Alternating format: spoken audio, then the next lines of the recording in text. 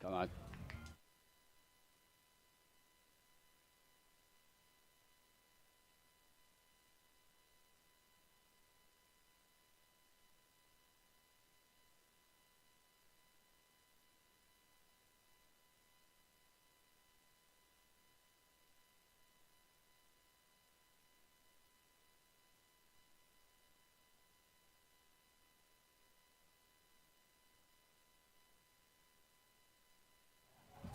It's a windy night here in West Des Moines, Iowa, as the Des Moines Menace this summer gets underway. They host St. Charles FC in a matchup between the top two teams here in the Heartland Conference.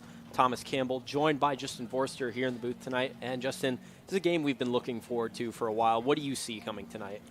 Well, the Menace coming off a win midweek against Chicago City, and then St. Charles tying 3-3 against River Light. The Menace are on the rise right now. They're gelling. The chemistry's great. They're fluent in the way they're playing. Training's been absolutely fantastic. But don't write off St. Charles because they're buzzing as well at the moment. St. Charles currently at the top of the standings here in the Heartland Division, holding on to 15 points. The Menace just right behind on 13 points.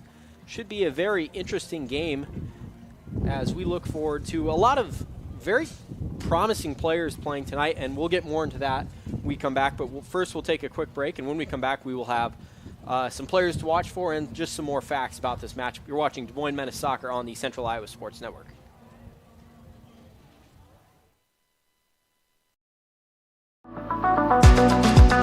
Hi, I'm Chris from Fireplace Superstore. Outdoor furniture season is here, and we've got you covered with the best selection in Central Iowa.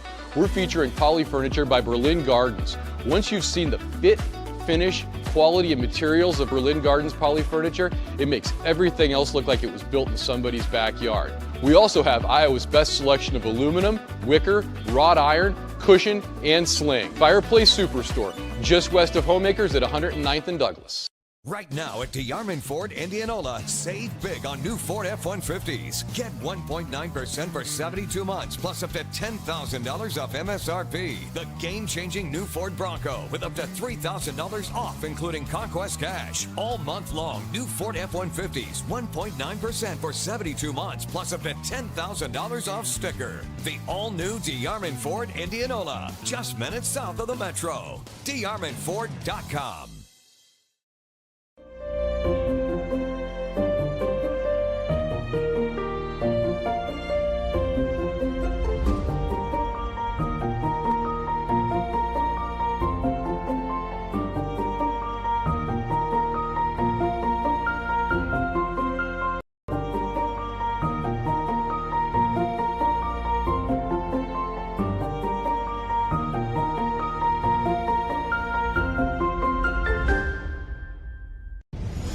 Ever have one of those awkward moments when a business disappointed you? You got ripped off? Didn't get what you expected?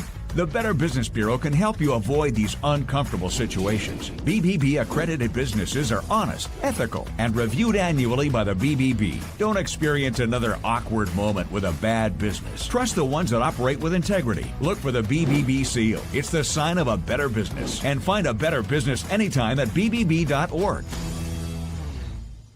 These former soccer players from Iowa now operate Kick It Forward. Started in 2012, it's a grassroots soccer organization trying to grow the game. They serve over 1,000 kids each year with soccer programming. They've also helped raise money to place 30 mini pitches in the state. And on top of that, they built a media brand to spread their mission.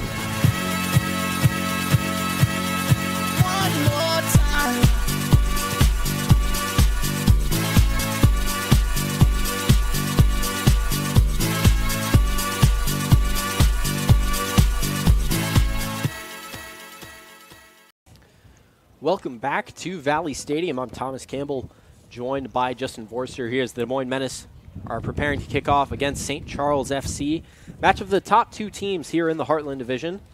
And a lot of good things to look forward in this match. The Menace coming off of a 2-0 win at Chicago City FC where they were shorthanded. Justin, what do you expect to see today out of each team? Well, I'll start with St. Charles. They'll be very dynamic down the left-hand side. With Johnson going forward, the left back likes to go forward unless there's going to be a change here today. Linking up with Wagner in the midfield. Gates up front as well as the top goal scorer. I believe he's on 6 goals this season. He's a player to watch out for. And then Juan Kamal in the midfield wearing jersey number 10. He'll have a free role where he can just get himself about and be very creative as well. Ferguson at the back, Connolly on the right will shift in. He won't go forward as much, but he'll probably go into an asymmetrical back three. You'll find they have 2 players that have a long throw-in that could be quite critical. Like a corner, in fact, throw-ins are better than a corner when they whizzed in with pace into the penalty area. With the Menace, they'll be in their 3-5-2, a chain system. Switched earlier on in the season, seems to be working. There's a great chemistry. Max brought in at the back as the captain. And then Sami and Mason to Tafu. Sami to the right, Mason to the left. And then the hard-working Geni Kanyani and his Mzanzi connection, Katlego Mashigo, will be in the midfield as the holding midfielder.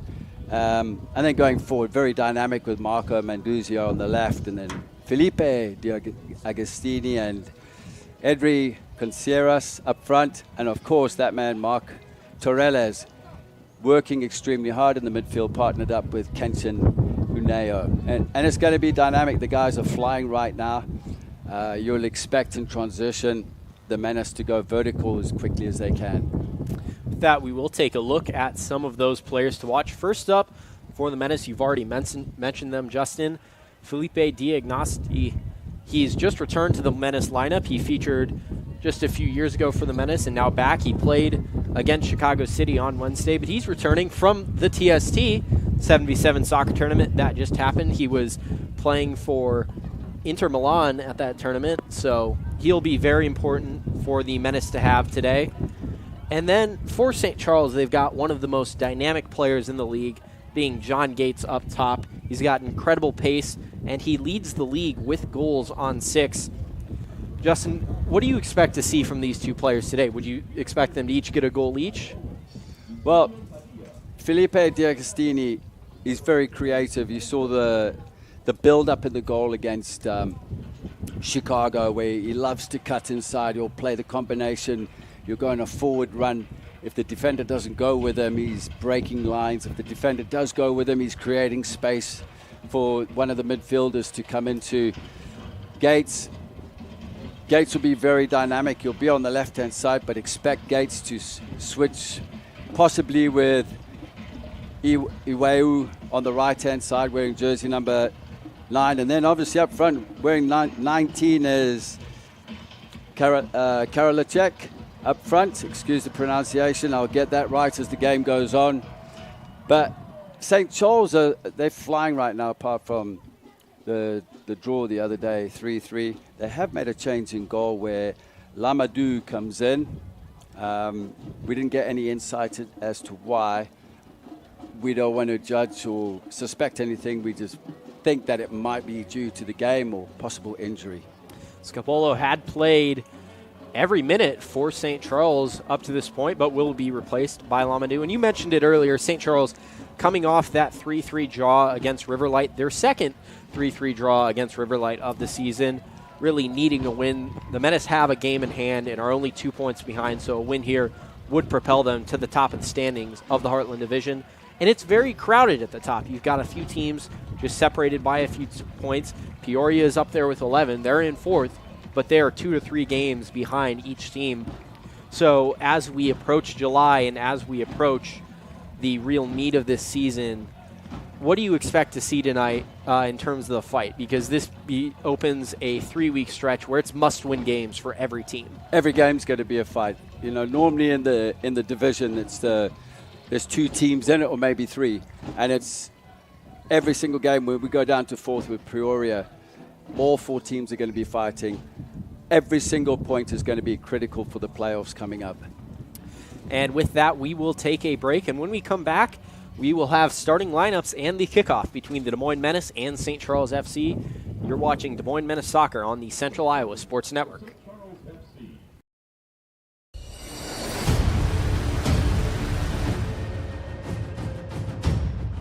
Hey, you two. We all want to be winners, right? The winning drive comes from choosing unleaded 88, a cleaner burning fuel made from corn. That way, we all win. Now give me some wings.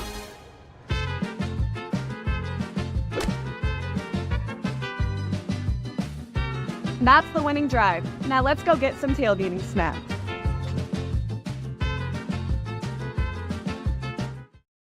Hi, Joe the Car Guy, head coach of Westside Auto Pros. When your car is on injured reserve, you want to get it back in the game as soon as possible, so bring it here to Westside Auto.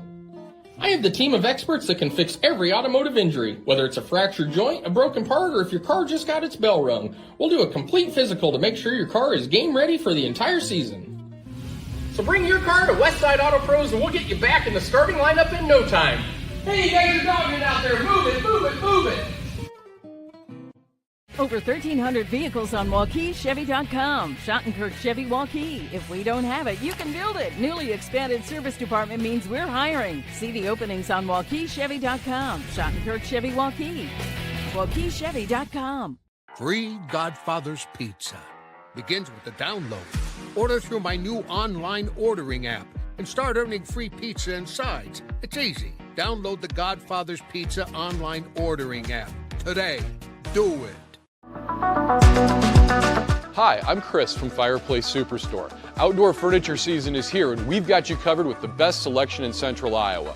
We're featuring Poly Furniture by Berlin Gardens. Once you've seen the fit, finish, quality, and materials of Berlin Gardens Poly Furniture, it makes everything else look like it was built in somebody's backyard. We also have Iowa's best selection of aluminum, wicker, wrought iron, cushion, and sling. Fireplace Superstore, just west of Homemakers at 109th and Douglas.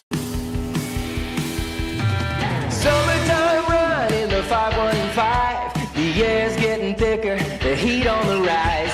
Energy's sweet, I got a car we can drive. We got the perfect combination and a whole lot of time. We got a fever, burning hot in the scene. Good times in the city, yeah, we're living the dream. We're running up and down Grand, the love is non-stop. Iowa State Fair is the hot spot.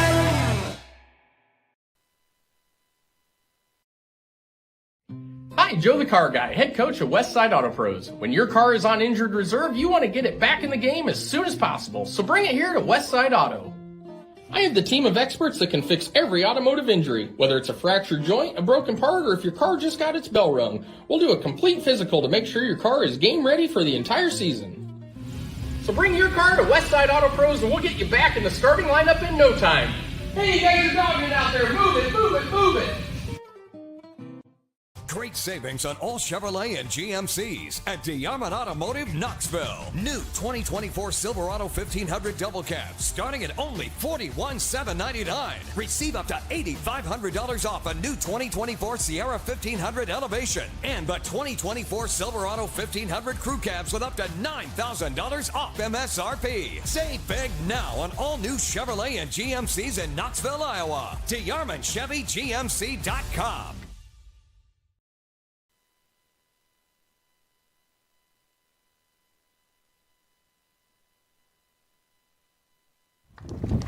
Welcome back to Valley Stadium as we are just getting set for kickoff between the Des Moines Menace and St. Charles FC. I'm Thomas Campbell, joined in the booth by Justin Forster. And now we'll go ahead and take a quick look at the starting lineups for each team.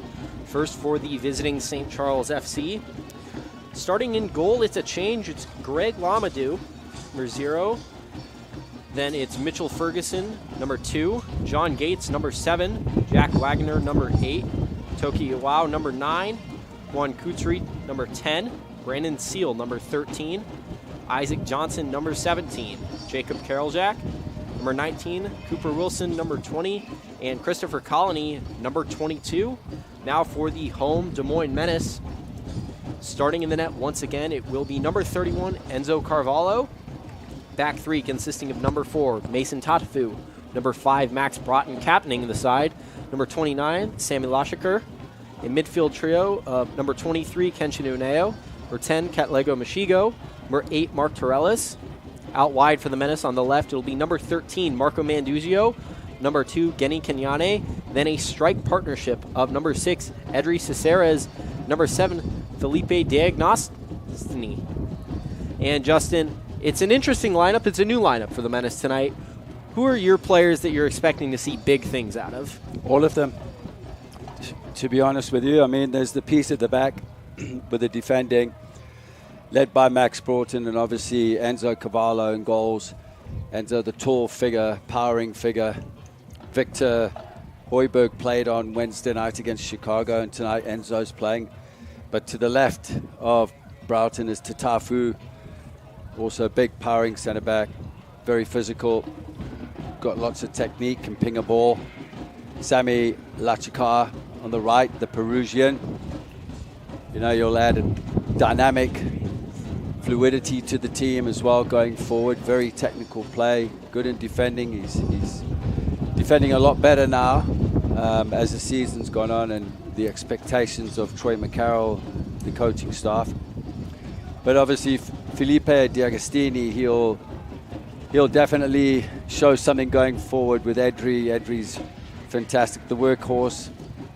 Katlego Mashigo in the holding midfield role is going to be pivotal. Peter Pearce has just come back. He's on the bench for St. Lucia, and I believe he scored a goal out there, so he's pretty chuffed about it. But he only got back the other day at 2 in the morning, and there he was the next day getting just some recovery going at training, and he's a professional, takes care of himself. Well, we're just about to kick off here between the top 2 teams in the Heartland Division. Menace in all white, St. Charles FC in their all black road uniforms. Refs checks his watch. We are just about to get underway.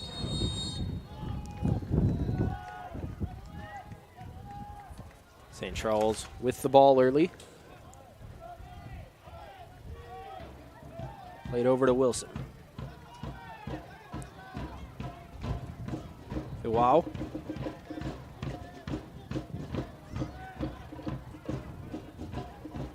Menace controlling early. You see the press coming in there from St. Charles early in the game. The numbers round the ball.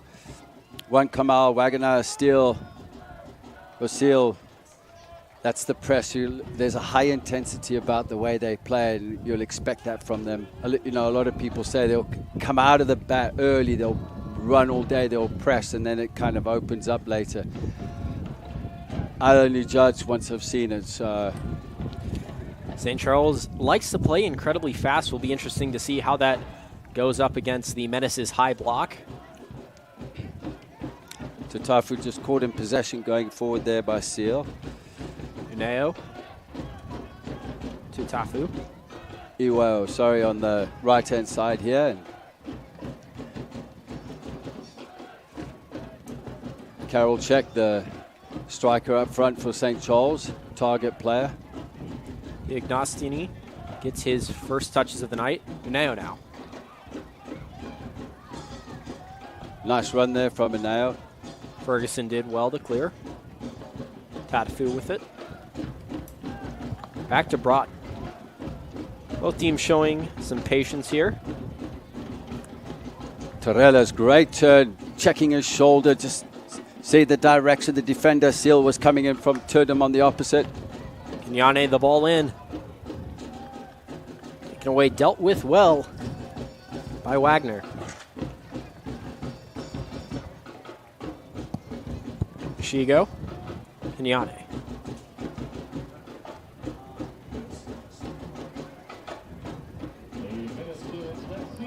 Lachekar driving in. Caceres. Torrella's the hit.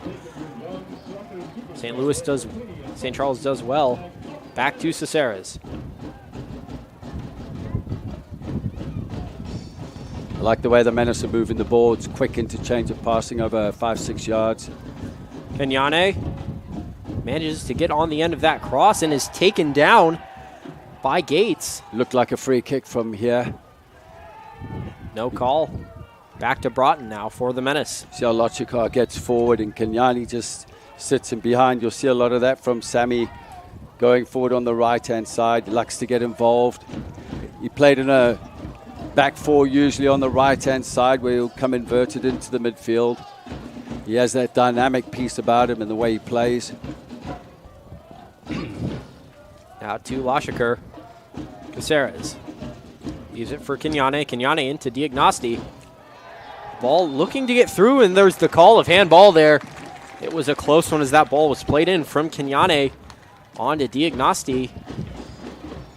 Impressive combination there with Agustini and Kenyane. Kenyane driving forward. You'll find that from him. He'll drive inside. He's good with his left foot. He's on the right-hand side. He's a workhorse, earning a free kick here.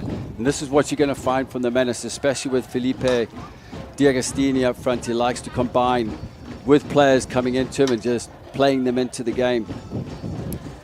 Was just touched on the hand by Cooper Wilson there, giving the Menace their first real opportunity. Used to be several players standing over it. Manduzio, Torrelas, and Mashigo.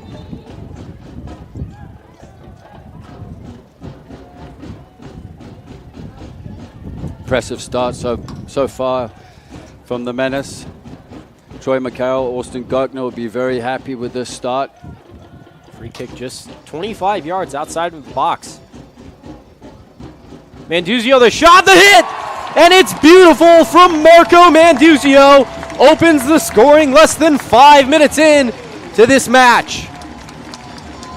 I had a feeling it was going to be Manduzio with that free kick. He's good with his left foot, throwing off the St. Charles players because Torrelas was up there lining up his right foot, but you could see Manduzio, Torrelas with a little stutter step, but look at that free kick. Pinpoint to the goalkeeper. Lamadou's right-hand side could do nothing about that. Marco Manduzio, his second free kick goal here at Valley Stadium. He scored one in the opener against Peoria, and I think this one was better. Justin, just beautiful into the top left-hand corner. Absolutely fantastic. Just the start that Troy McCarroll and his staff and the boys needed for this. And Charles looking to get back on it, but loses possession immediately. Wagner playing it up, immediately taken away by Broughton, and a late foul called there.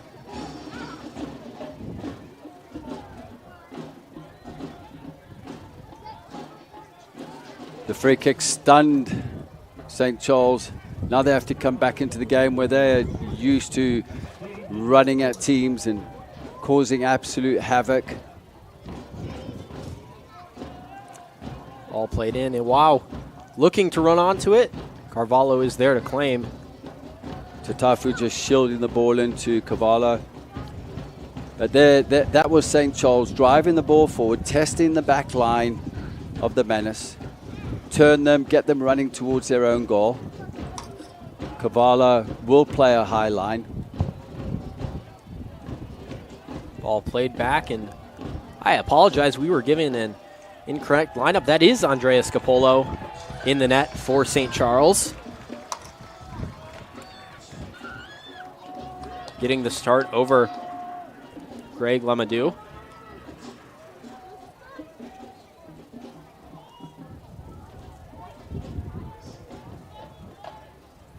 Here to Machego. In was looking for Torellis. Karolchek dispossessed, but goes to ground and draws the foul there. Been dispossessed several times already tonight. To Johnson. Ferguson. To Wilson. Good pressure coming in there from Ciceros. Edry has been impressive in training. St. Charles looking to attack and get back into this game. Connolly back to Wilson.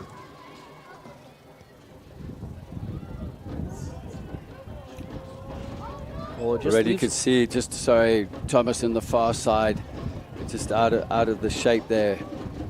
Johnson was high up the field already on the far left-hand side. Gallo manages to get off that header. Deals with it well. He's good with his feet. Just can't find D'Agostini.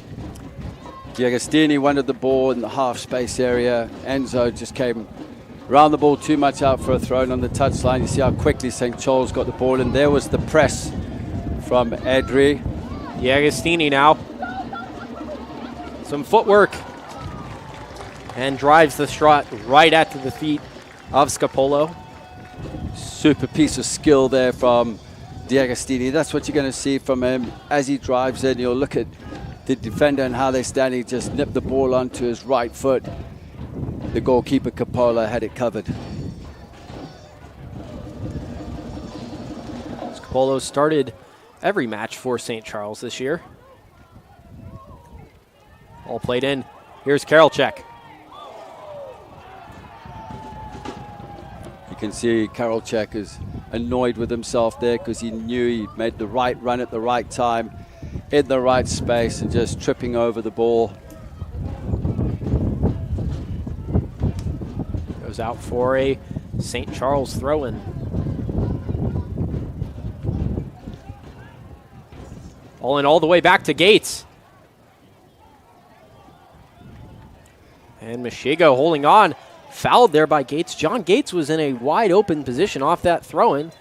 Menace defense kept caught sleeping, but... Yeah, they were just caught off guard there. Gates getting in behind. I did mention earlier on that St. Charles have two players that can throw the ball. They can launch it. Gates already was in a good starting position behind Max Broughton there. Just caught off guard. Communication should have come from Cavallo. Maybe it did. But the ball was into him.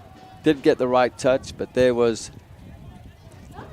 Lachekar coming in and supporting as well. All at the feet of Gates now.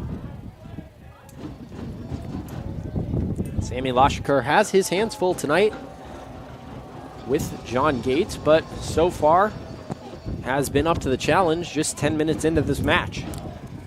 Yeah, Sami Lachekar just staying really tight with his Gates. As the captain tonight, Max Broughton just gets his foot on the ball. No real challenge at the goal mouth of Enzo Carvalho. But you have to expect it's coming at some point with this high-powered St. Charles attack. Yeah, the Menace looking to expose the back line. Get the St. Charles backline, Johnson, Wilson, Ferguson, and Connolly on the back foot. In that case, Johnson and Wilson on the far side. But just get them turning on the back foot.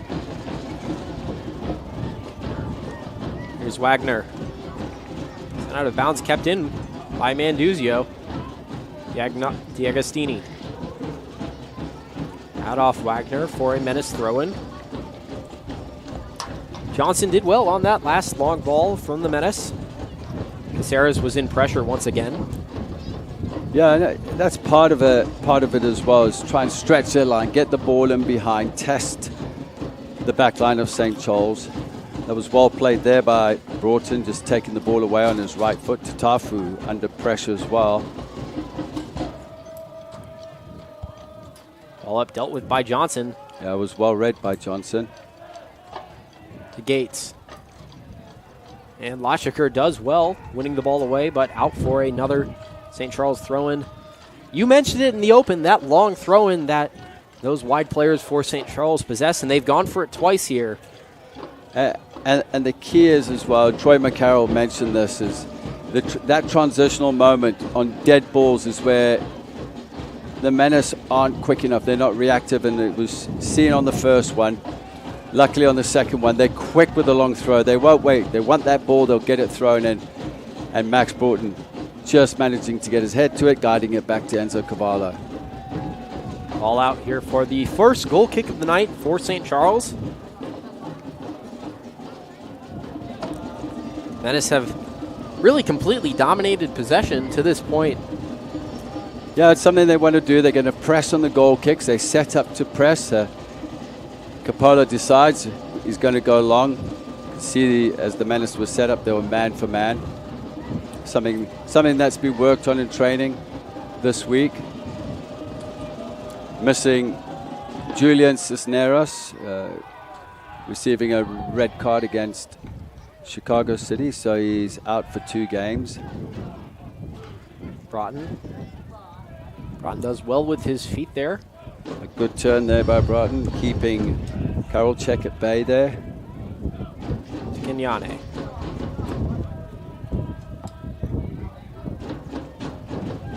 Lachekar. Just slowing the game down when you need to, just drawing defenders in. That's well played. Kenyane, ball one touch round the corner.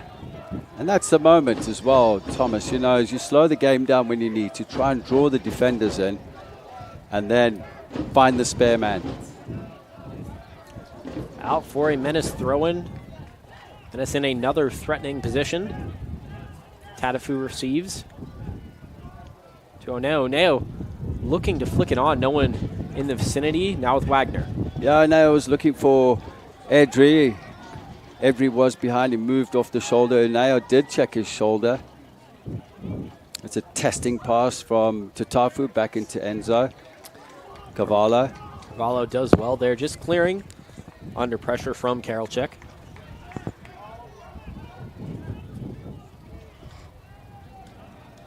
Now deep into it, wow, unable to control it. St. Charles have struggled keeping possession to this point tonight. Several just sloppy giveaways. Yeah, they might have traveled in today as well. You know, you sit on a bus for 5 hours, it can do it to you.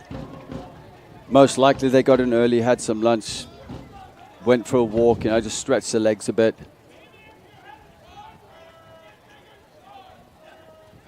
The return trip to St. Charles happening the first week of July.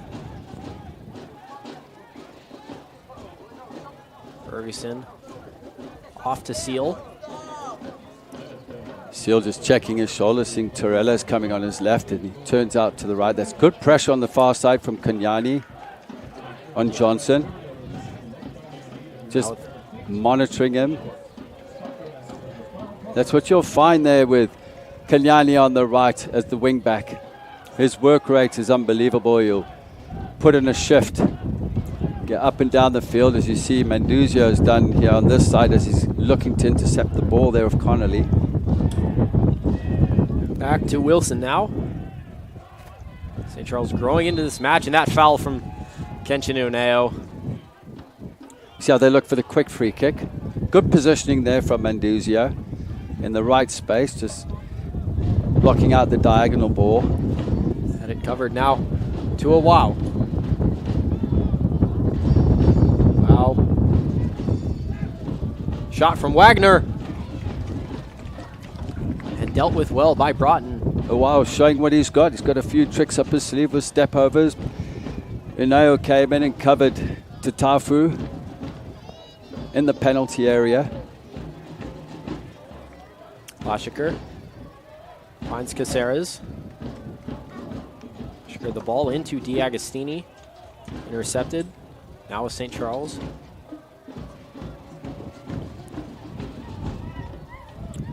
Connolly to a wow. Menace have just got to be aware of the gaps appearing on our near touchline here with Iwao sneaking in behind the lines when Menduzio's supporting the press with Uneo. Just got to watch out for those overloads on the right. It's been pulled out of possession. That's, you know, when you play with wing backs, that can happen. Then the back three go into a man-on-man, which they're capable of doing. They're losing it. Wagner now to a wow. That looks like it might be offside if he does receive it. Ball intended for Juan Kurtzi. There's one Kamal. Looked like he was in an offside position when the ball was played. Broughton. Tatafu now. The goal scorer Manduzio, and he's chopped down to the ground by Iwao. Menduzio's lucky there because Iwao just put in the press on bringing him down, but Connolly picking up the pieces going towards goal that could have been dangerous. Luckily, Marco Manduzio was brought down, the happy German, after the 5-1 victory over Scotland in the opening game of the Euros. You mentioned the Euros, a brilliant month of soccer kicking off all around the globe, and we'll have a lot of that soccer as the Menace have home matches the next 3 Saturdays.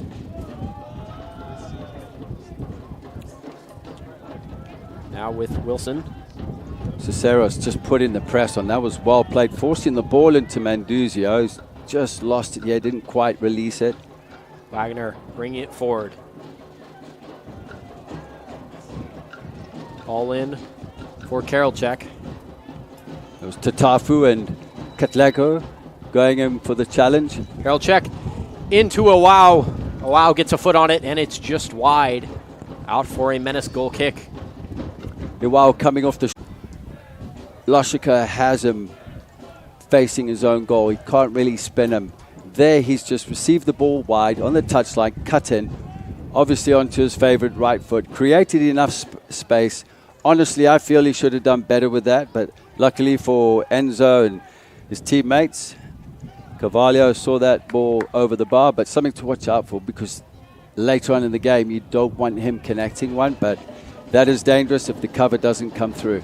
Menace now on the attack. It's with Kenyane. Kenyane into D'Agostini. Leaves it for Caceres. D'Agostini to Caceres.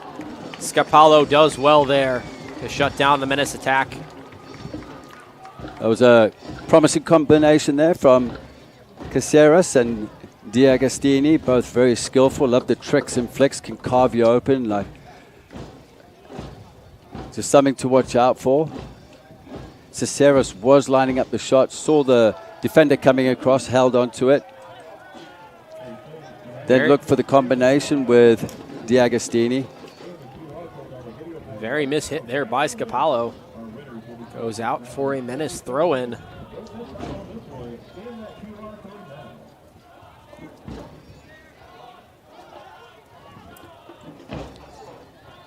D'Agostini. Now Torellis. Good challenge from Torellis, but well intercepted there from Gates. Kenyane now out to Manduzio. Manduzio, the lone goal scorer tonight. He's trying to get it on his left foot. He was well covered. Uneo, a cross in, can't find anyone. Back to Mashigo. Lachekar. Lachekar past Gates. Lachekar battling with Johnson. And it will go out off Johnson for the first Menace corner kick of the night. Marco Manduzio's 4th free kick goal of the season. His 2nd here at home. Menace are dangerous on set pieces. Max Broughton going up for this. Goes short though. Yeah, Agustini. Some footwork. Plays it into the danger area. Manduzio could have been a second sensational goal as he got up for the bicycle kick just over the crossbar there. It was a good short corner, well executed. Agustini going in short on the edge of the penalty area, bringing the ball, playing it in. Marco Manduzio, not on his favorite right foot, fluffing his lines there, getting it on his favorite left, trying to make it more difficult for himself with the acrobatics, nearly paid off. But again, off the set piece, something that the Menace work on and have scored a couple of goals this season off it. But again, it's promising from the Menace as this game goes on. Thomas, you know, look, you just see how much this team's gelled from start until now, and it's definitely improved. Look at that press coming in. Mashigo's just gone to ground. Max Broughton got stepped on. He did really well there to elude pressure. Juan Kamal committing the foul. And you mentioned this team changing. They look very different than that team that we saw the first week against Peoria. They look like a team that would have beaten Peoria that night. And they'll have the chance to do that later on this season. Yeah, you know, going to Peoria, they play on grass at home, you know, so not on turf.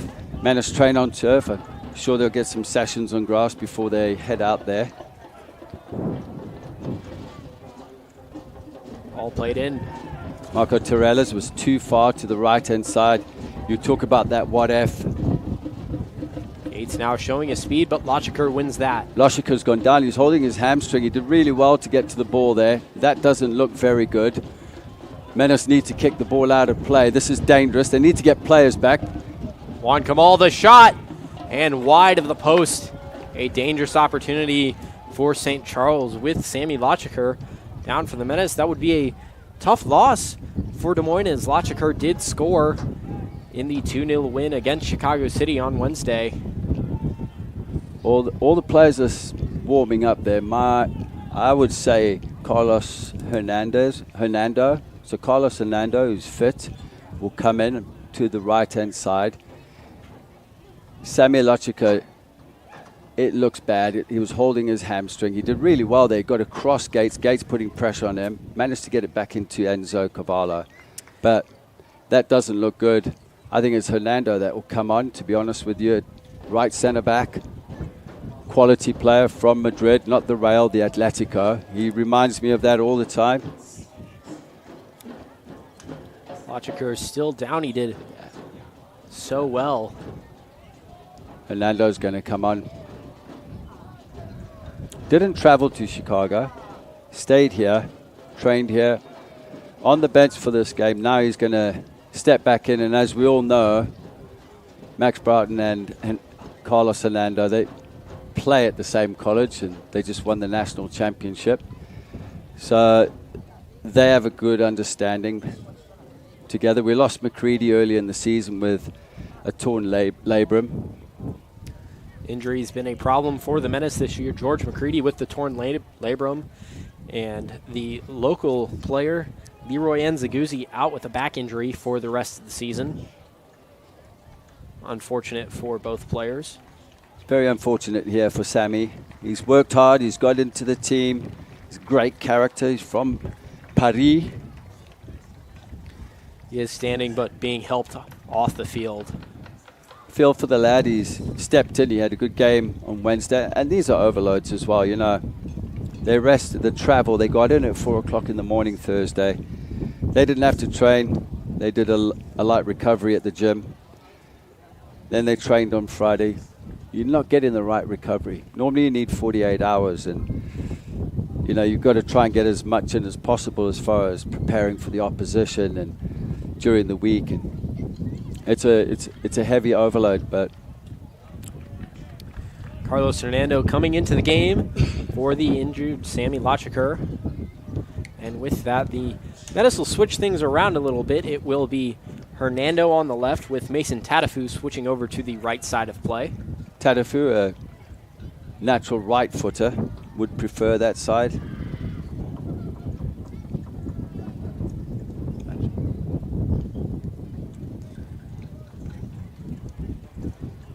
Goal kick to be taken now as we prepare to resume play following that injury.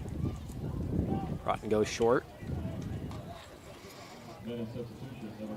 Carvalho clears, dealt with well by Johnson. Shigo will head that out of bounds for a St. Charles throw-in. Just covering the space before Gates could get the ball. You'll find that with Katlego Mashigo, as I call him, and the counterpart, Mzansi, meaning South Africa, Xhosa for South Africa. And I know their families will be watching this game, intensely glued to the TVs. Lego Mashigo, the man of the match on Wednesday night in Chicago City. Ball back to Tatafu off that throw-in. In for Caceres. Perfect ball in there for Caceres. Good defending though on the far side. Ferguson doing well. Feet of Mashigo.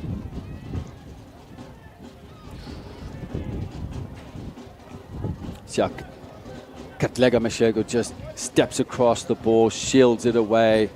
Great technique, playing it into Broughton.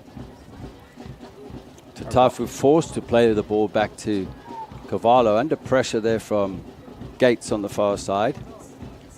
Now Torellas. So dangerous, Mark Torellas out to Kenyane. Torellas was looking for Kenyane to drive down the touchline. That's what he was looking for.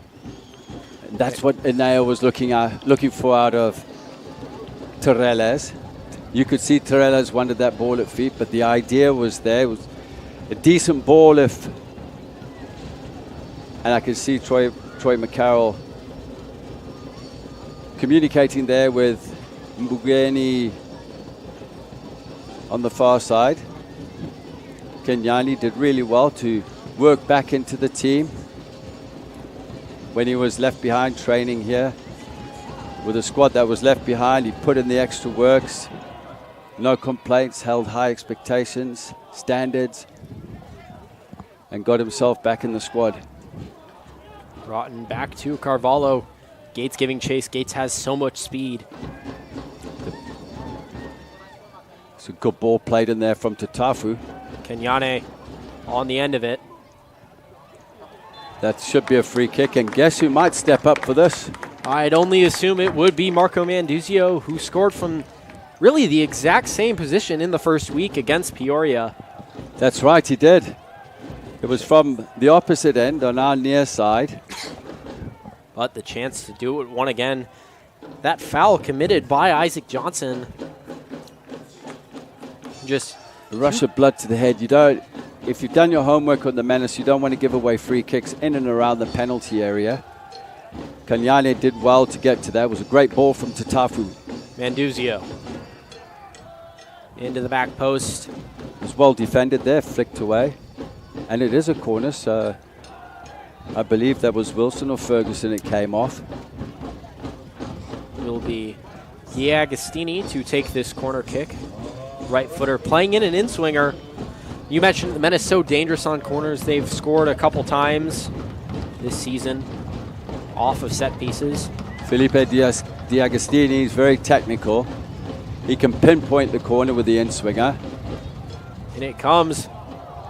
Looked to be off of the head of Carlos Hernando. Hernando and Broughton both going for the challenge. And they are going to have water breaks. Looks to be hydration breaks. It's a very hot night here in Des Moines, Iowa. Just at the 30-minute mark of tonight's game, which will surely mean several minutes of added time. Surprising that it's on 30 minutes and not 22 or something like that. But I know that we have had a water break before on this time with 15 minutes to go. Maybe our official there in the middle is adding on another 6 minutes. Should be according to his watch. So it could be according to his watch that he has on his wrist after the injury, with Sami unfortunately going off with a hamstring injury. Hopefully it's not too bad. He was playing well. He actually did very well to play the ball back as Gates was really on his shoulder, and that's when he did it. Gates has shown a lot of his speed tonight that we talked about in the open, but really hasn't been too threatening other than the one chance that he sent wide. St. Charles will surely need more out of him as they look to get back into this game. Just about 80 degrees here in West Des Moines, Iowa. Very breezy, though. It was a very humid day across central Iowa. Possibilities of some showers and even a thunderstorm coming in later tonight, but hope that they avoid the stadium. Hopefully they stay away. Due in around 9 p.m. At least get the second half on the way. Around 9:30, 10 p.m. Can never tell nowadays. Scapolo gets us back underway. Quickly, Menace gained possession. Agustini gets on the end of that. Fighting with Wilson. It'll go out off Wilson for another Menace corner kick, or no.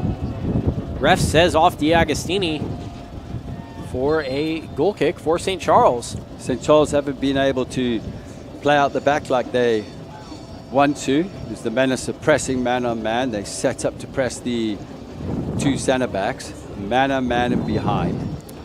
All the matchups, forcing them to go long where they play into the strength of. I think that was slightly miskicked there by Coppola. Free header for Kenyani. You talk about St. Charles going long. One thing to consider is that they are into this very heavy wind, and that's something that Carvalho and the Menace back line will have to deal with in the second half. Interesting to see how things will change. Uneo, the shot! Just wide. Fantastic opportunity there. That was absolutely sublime. Just the perception of knowing the movements of your teammates. Uneo, as you can see this here, what a ball played in here from Terelas. First time from Kenyani. Terelas, first time around the corner for Uneo. Nobody on the end of it, but I tell you what, more of that, you'll see the goals coming in. Just got to have players committed in the box, diving in there. It was a good ball. Just a fingertip from Coppola would have done it as well. Looks like Scapolo did have it covered. Coppola being the busy of the two goalkeepers here. Now Kenyane, back to Oneo. Terelas. You see as the holding midfielder there, I believe Wagner was reading what Tavares was going to do, play it around the corner. Tavares just dropping his shoulder and spinning out the other way. So he's not so predictable. Nando just losing it, but Mashigo right there. And here goes Wagner being held off by Carlos Hernando. Infringement's going to go on Hernando earlier on. Early tackle, even though Wagner did take down D'Agostini there. St. Charles will play quickly. Look at the angles are way off there as that's cut out and forced back to the keeper. Johnson was way too high. He should have dropped in deeper to create a better supporting angle. He was well out there. Again, well read there. As you can see, Johnson again is supporting angles off, and that's easy for Geni Kenyani to come in and win. Felipe Diagnosti looking to get it into Edric Caceres. Now Karolchek misjudges that. He was looking around. He was checking to see where Max Borton was. Max was already there off his shoulder picking up the ball. Back to Wilson. I tell you what would be dangerous if Gates or Iweu had to come into the 9, 1v1 up against Max. Just switch it up a bit. Duzio takes that throw in quickly. Menace still been on the front foot for most of the game. Enzo Carvalho have a relatively boring half. And Duzio now to Hernando. Hernando looking to get it back to Manduzio there. Around the corner, he had Felipe D'Agostini and he had Cisneros, who was off the shoulder centrally. D'Agostini would have had him in his sights probably with his perception and awareness of the game. These are the added detail with these individual players, but it's also from training and the high demands in training with the 1 and 2 touch. Connolly taking down Torellis there, no call. Carvalho will just clear. Tatafu to Kenyane. Ball really did hold up there, didn't it? Now looking into Agustini. Back to Connolly. There comes the press. Now it's Seal. Just Mashigo did well there. The Menace will press high against St. Charles. Gates shoved to the ground there by Tatafu. The towering figure of Tatafu leaning over the shoulders of Gates. He didn't want him spinning him there. He might as well give away a free kick. Just under 10 minutes plus added time left to play in this match, and you've got to think the Menace want to get at least one more with this win. I think if St. Charles, the matchups, when you look at the matchups with Tatafu against Gates, and then in the wide areas I'm talking about, Aniweu and Hernando, it's anything in the air, those two are going to win, Tatafu and Hernando. I'd like to see Gates and Aniweu coming into pockets of space in the half space, on the half turn, driving forward because they have that ability. Gates has proved it on the left-hand side with one action so far in the first half, and so has Aniweu. One action in the first half where they actually look dangerous. But the ball in the air is going to take a lot to beat Hernando and Tatafu. Gates taken away here, plays it in. Kenyani should have held on to that ball. He released it too quickly. Karolchek just unready for the pass there from Gates. Now to Tatafu. Kenyane. Tioneo. Did the right thing. He didn't have any options going forward. Ciceros dropping into the midfield. As you can see, Oneo out of your picture, joining the front line. She go back to Broughton. Hernando. That taken away by Connolly. Wasn't the right ball in. Not sure if he was trying to get some height on it to play it in behind. Wagner. Out wide to Johnson. Kenyane does well, and it will go out of bounds for the first corner kick of the night for St. Charles. Or no, another change decision there. They'll say that goes off Johnson. I was fairly certain that it was off of Kenyane. Well, credit to Kenyani dropping back into the space in between. As you saw, and I spoke about Johnson going forward, so he had to track back with him. Johnson's playing very, very high up the line in the wide area. As I said, the back four going into back three. And that's why the two, Agustini and Ciceros, are pinned up against the two center backs. Now taking Wagner to the ground there. Wagner was looking to play quick, but all of his options were taken up. I spoke about how St. Charles get a free kick. They get on the ball quick. Look at their options. If the quick one's on, like they have with the throw-ins, they will take him quickly. Broughton now. Gates. Max Broughton just been caught in possession. And what a lovely ball there from Karolchek. Wow. Wow, driving. Cuts it back, and Carvalho does very well from the ground to take that away from Wow. Wow, probably just needed to take it earlier. Held on for just a second too long, and there was Enzo Carvalho. But what a ball played in here from Karolchek into Wow with Hernando closing down. Keeper Carvalho commits early. The touch to the left-hand side for Iwawu just wasn't right. He's a little bit frustrated because Enzo Carvalho was at ground, did well to get up again and get his paws to it. But just something the Menace need to watch out for, just complacency at the back, being caught in possession there. Max Broughton was caught going forward.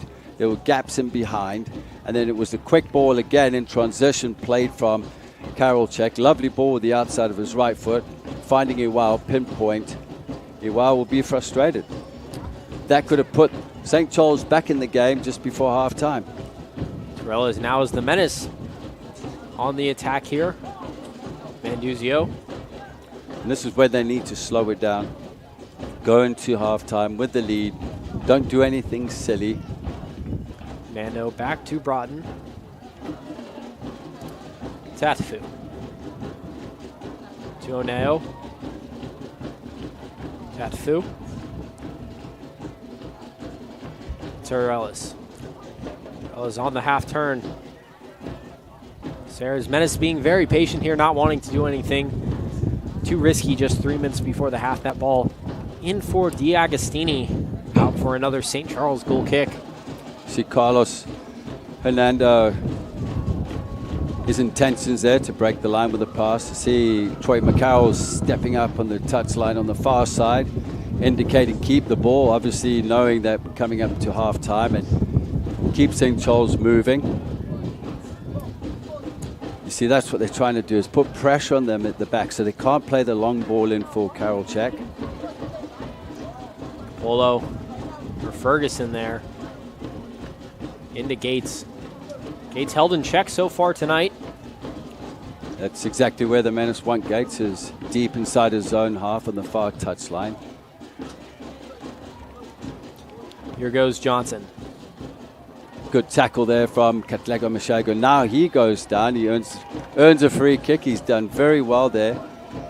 You know, a lot of actions that and details that a lot of people don't recognize, are little things like that. Tatafu was beaten. Mashago came across, did the job, earns a free kick.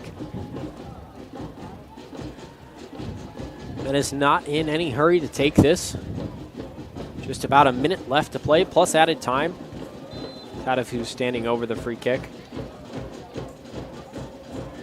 Goes back to Broughton.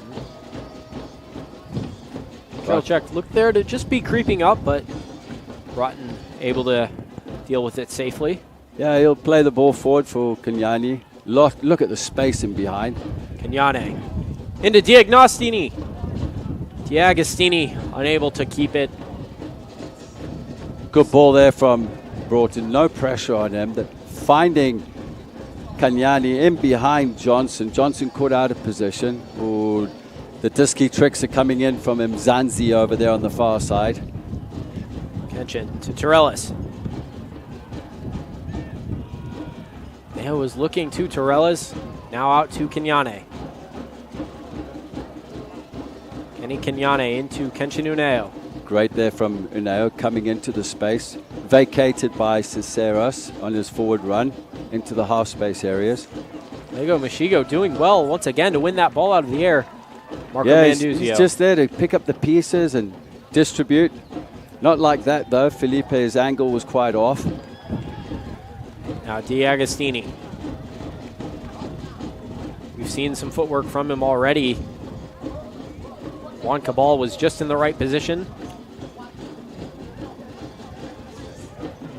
Max did extremely well there with the pressure coming in from Wagoner, and then he had Carol Check that was further up the field that could have been released 1v1. We'll have 4 minutes of added time here with the hydration break and the injury to Sami Lachekar.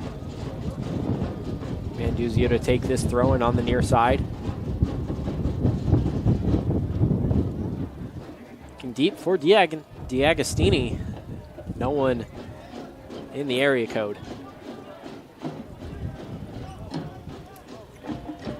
Wagner. Carol Check going in for the challenge on Max Broughton. Broughton wasn't too happy with the elbow into his chest there. You mentioned it several times already, but any ball played into the air, Max Broughton's going to get his head on it first. He's done that tonight. I think the matchup with Carol Check and Broughton is a fair matchup with the physical presence, whereas the Iweo and Gates on the far side, they're more the type of players that come in on the half turn, use their skill and trickery to run at you. That could be a little more dangerous. They've been effective already, showing glimpses of it. Kenyani with a lovely little flick.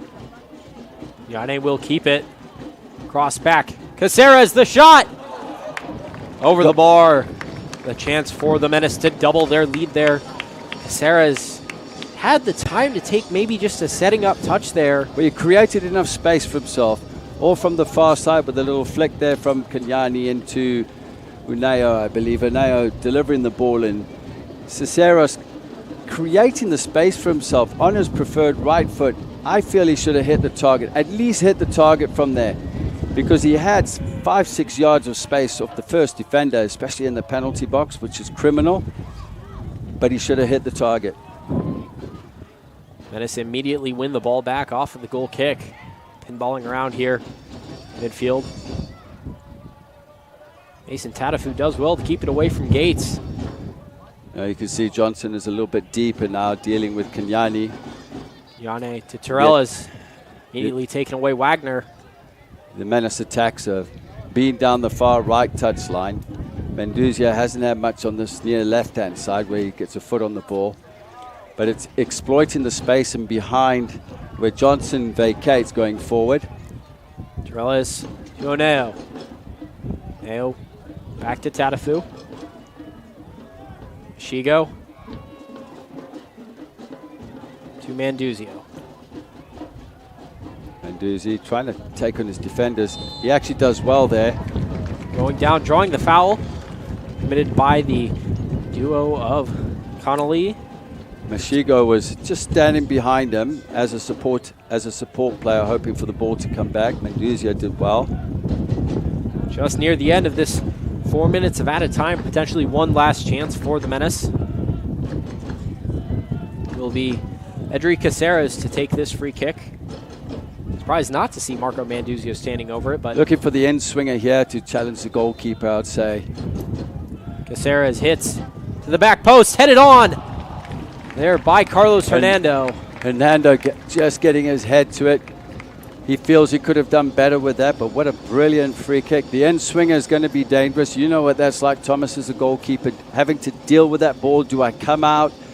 The defenders have to drop and turn their backs on it, especially when you're attacking it. I know Hernando will be a little bit disappointed and frustrated because he feels he might have hit the target from there. Scapalo's goal kick here, the last kick of the first half. Ref goes to his whistle, and it is. That will do it for the first half here between the Des Moines Menace and St. Charles FC. Menace lead 1-0 thanks to a Marco Manduzio free kick in the 5th minute. We'll be back with highlights and a halftime report. You're watching Des Moines Menace Soccer on the Central Iowa Sports Network. Save on all new Chrysler, Dodge, Jeep, and Rams at DeYarman Automotive, Knoxville, Iowa. During the entire month of June, get a new 2024 Ram 2500 Crew Cab for only $49,990. Receive 20% off our last 2023 Jeep Gladiator and the new 2024 Jeep Grand Cherokee Limited L4x4 starting at only $48,990. DeYarman Automotive, Knoxville. Located just minutes from the Metro. DeYarmanCDJR.com.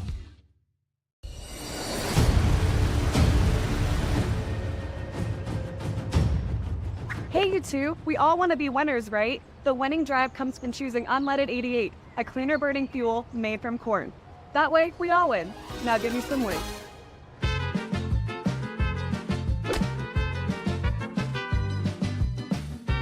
That's the winning drive. Now let's go get some tailgating snacks.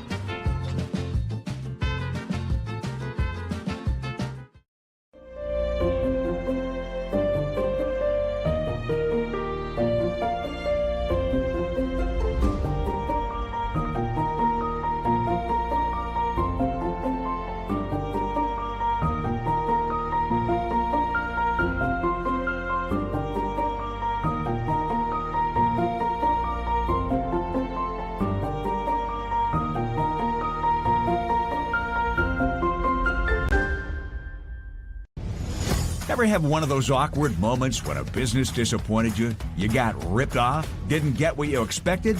The Better Business Bureau can help you avoid these uncomfortable situations. BBB accredited businesses are honest, ethical, and reviewed annually by the BBB. Don't experience another awkward moment with a bad business. Trust the ones that operate with integrity. Look for the BBB seal. It's the sign of a better business. And find a better business anytime at bbb.org.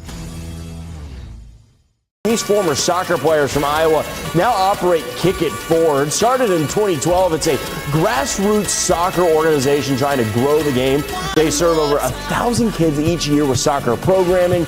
They've also helped raise money to place 30 mini pitches in the state. And on top of that, they built a media brand to spread their mission.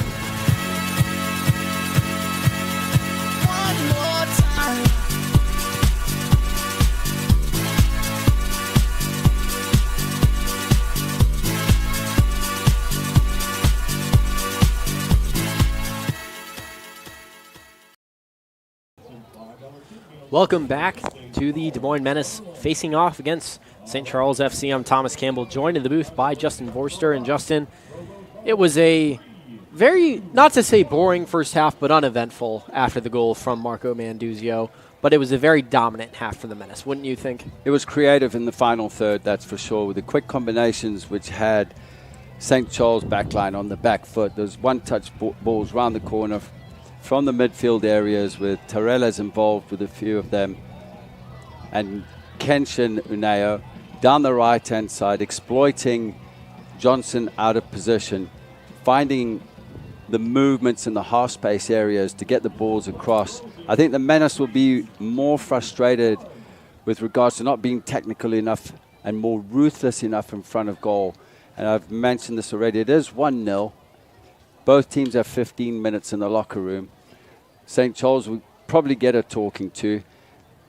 And like I mentioned, if Gates and Iweo play in a different type of role where they get that ball in between space, between the lines, on the half turn to go forward, they could be dangerous there. Just looking on the far side there, I think the Menace might make a change coming into the second half. Be interesting to see in what areas it will be. But I think the main conversation will be complacent. Don't be complacent at the back. Keep it tight. Just be aware of Gates and Iweu. But don't write off Karolczak. I mean, that ball he played in for Iweu was absolutely pinpoint. Very technical player with the outside of his right foot. And I expect St. Charles to come out second half and really have a go for the first 10 minutes, just buzzing all over the field. I think Johnson probably needs to play a little more withdrawn. He's being caught out. His angles have been off, but that's all because of the Menace press. The Menace press has been pinpoint. And I think it's something that's been worked on in training. I know Troy does his homework and research on the opposition to the detail, and it's paying off. You can see it here. But obviously, you don't want the Menace being 1-0 up. You don't want those chances in the first half to hurt them in the second half. Still another 45 minutes to go. With that, we will take a short break, and when we come back, we will have highlights from the first half of play. You're watching Des Moines Menace Soccer on the Central Iowa Sports Network.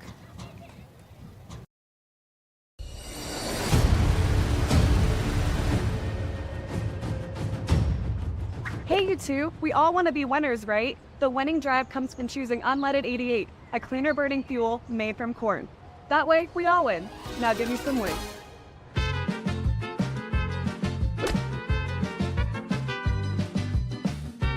That's the winning drive. Now let's go get some tailgating snacks.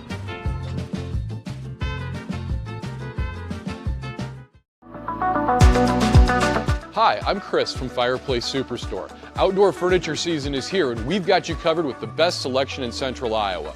We're featuring Poly Furniture by Berlin Gardens. Once you've seen the fit, finish, quality, and materials of Berlin Gardens Poly Furniture, it makes everything else look like it was built in somebody's backyard.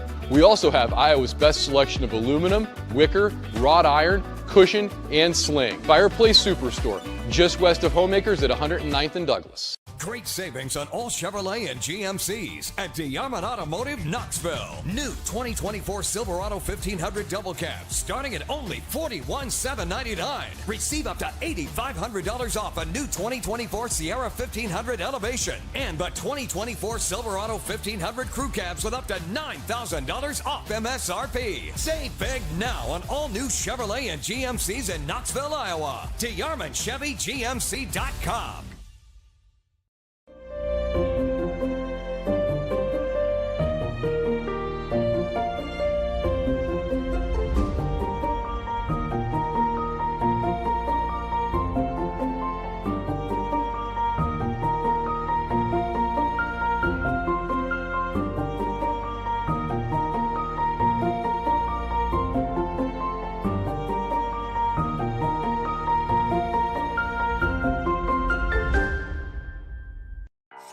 Godfather's Pizza. Begins with the download. Order through my new online ordering app and start earning free pizza and sides. It's easy. Download the Godfather's Pizza online ordering app today. Do it. Iowans are working hard, but high prices make it even harder to keep food on the table. Record numbers need help.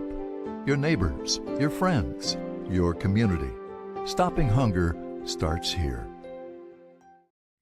Hi, Joe the Car Guy, head coach of Westside Auto Pros. When your car is on injured reserve, you want to get it back in the game as soon as possible, so bring it here to Westside Auto. I have the team of experts that can fix every automotive injury, whether it's a fractured joint, a broken part, or if your car just got its bell rung. We'll do a complete physical to make sure your car is game ready for the entire season. So bring your car to Westside Auto Pros and we'll get you back in the starting lineup in no time. Hey, you guys are dogging out there. Move it, move it, move it. Ever have one of those awkward moments when a business disappointed you? You got ripped off? Didn't get what you expected? The Better Business Bureau can help you avoid these uncomfortable situations. BBB accredited businesses are honest, ethical, and reviewed annually by the BBB. Don't experience another awkward moment with a bad business. Trust the ones that operate with integrity. Look for the BBB seal. It's the sign of a better business. And find a better business anytime at bbb.org. Welcome back to halftime between the Des Moines Menace and St. Charles FC. Menace lead 1-0 thanks to a free kick goal from Marco Manduzio. I'm Thomas Campbell, joined by Justin Vorster here in the booth, and we've got some highlights from that first half. First, we'll go ahead and take a look at that goal from Marco Manduzio. Free kick coming just 25 yards outside of his left foot, and boy, was it perfect as we watch that here over the wall and into the top left corner. Nothing Andreas Capolo could have done about that. And the Menace had a few more chances, but first, St. Charles had a chance with Iwao bringing Carvalho to the ground, but Carvalho just doing well enough to get it back. Toku Iwao probably should have taken it earlier there. Yeah, and well played here from Kenyani. Menace should have been a little more clinical in front of goal. Great ball in there for Edri Ciceros. Didn't realize how much room he had. Took the touch, blazed it over the crossbar. Here's the free kick here on the right-hand side. Near side, left side, in swinging right foot. Great ball. Hernando from the pinpoint cross of Ciceros knows he should have done better with that. And like I said, hopefully not being clinical in the first half doesn't bite the Menace in the foot going into the second half. And we'll take a quick look at the standings here in the Heartland Division. It's very crowded at the top. St. Charles and Des Moines, the two teams leading the way with 15 points and 13 points respectively. Des Moines does have a game in hand, and should results hold here tonight, they would take the lead. But then right behind them are River Light and Peoria. Peoria has several games in hand with 11 points. If you were to look on the USL 2's website, it would list Peoria as the team going to the playoffs, as the way they do it is a little interesting. Should all the games not be completed, it would go off points per match, which Peoria does currently lead. Menace are in second, followed by St. Charles, and then River Light actually being in fourth there. But very crowded at the top, and Sueno FC has 2 wins, but they're still not out of it and could get back with a quick run of form. Chicago City likely out of the playoff conversation. But that's the thing, is this Heartland division is so good, and it's very crowded at the top. Yeah, quite interesting seeing Chicago City at the bottom. Troy McCarroll was head coach there last season. They made the playoffs. They won the division. Now they're bottom of the division. But I like it because there's 4 teams in it right now. Anybody could find their way into the playoffs here, and that's why every single point is critical at this. You can't drop points. If you're in for 3, don't drop it to 2. Or don't drop it to 1. You know, like, you've got to maintain that. You've got to be consistent. If you want to be at the top, it's a mentality. You've got to get on with the job. You've got to work hard. It's not going to be given to you. Yes, and the Menace's upcoming schedule is very, very important in reference to that. Within the next 4 weeks, they host, obviously, St. Charles tonight. They are hosting Sueno FC next week, and then in 2 short weeks, they will play River Light FC, the only team they've lost to this year. And then right after that, they'll head to St. Charles on the away trip, and on that away trip, they will be going to Peoria before returning home to play the Chicago Dutch Lions, who we didn't include in the standings, but they haven't won a game yet. They're far and away out of it. But 4 important weeks coming up for the Menace as they play the rest of the top 4. And they realistically, they can't afford many losses in that. And with they can't afford to drop points. Like I said, the home games are critical. Take care of the home games. Next 2 tonight, next week 6 points. End of the month, another 3 points. You've got to win your home matches. You can't drop points. You can't tie them. And I think you're at home, you're in front of your fans. You've got to take care of business. With that, we will go to a short break. And when we come back, we will have second half action between the Des Moines Menace and St. Charles FC. You're watching Menace Soccer on the Central Iowa Sports Network. Hi, Joe the Car Guy, head coach of Westside Auto Pros. When your car is on injured reserve, you want to get it back in the game as soon as possible, so bring it here to Westside Auto. I have the team of experts that can fix every automotive injury, whether it's a fractured joint, a broken part, or if your car just got its bell rung. We'll do a complete physical to make sure your car is game ready for the entire season. So bring your car to Westside Auto Pros and we'll get you back in the starting lineup in no time. Hey, you guys are dogging out there. Move it, move it, move it. Over 1,300 vehicles on WaukeeChevy.com. Schottenkirk Chevy Waukee. If we don't have it, you can build it. Newly expanded service department means we're hiring. See the openings on WaukeeChevy.com. Schottenkirk Chevy Waukee. WaukeeChevy.com. Free Godfather's Pizza. Begins with the download. Order through my new online ordering app and start earning free pizza and sides. It's easy. Download the Godfather's Pizza online ordering app today. Do it.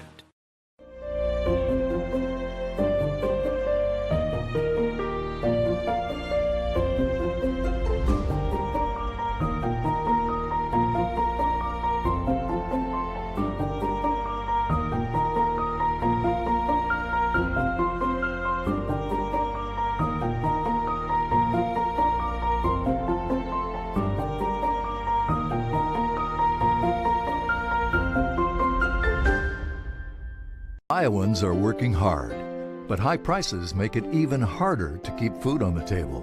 Record numbers need help. Your neighbors, your friends, your community.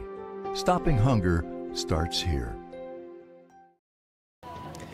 Welcome back to Valley Stadium here in West Des Moines, Iowa. I'm Thomas Campbell, joined by Justin Vorster in the booth as the Menace prepare to kick off the second half against St. Charles FC. Menace currently leading 1-0 thanks to a free kick goal from Marco Manduzio just 5 minutes into the first half. And it looks like the Menace will make a few changes in this second half.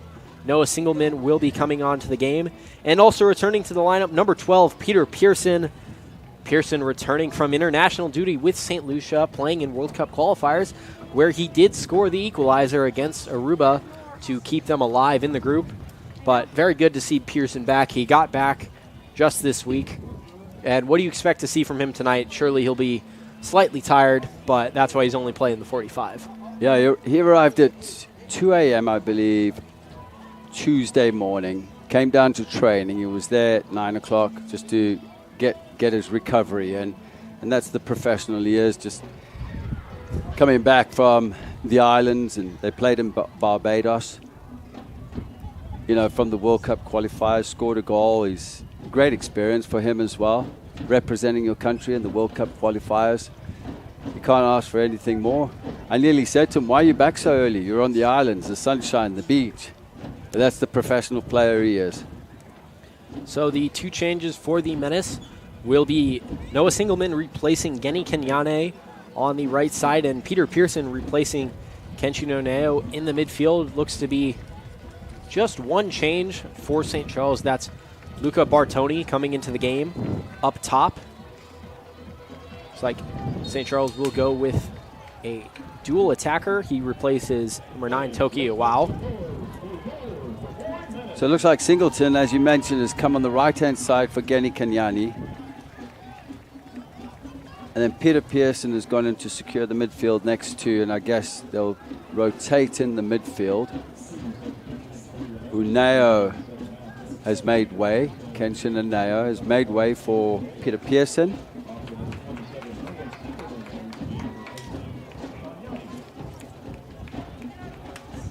thrown here. Singleman getting his first touches of the night.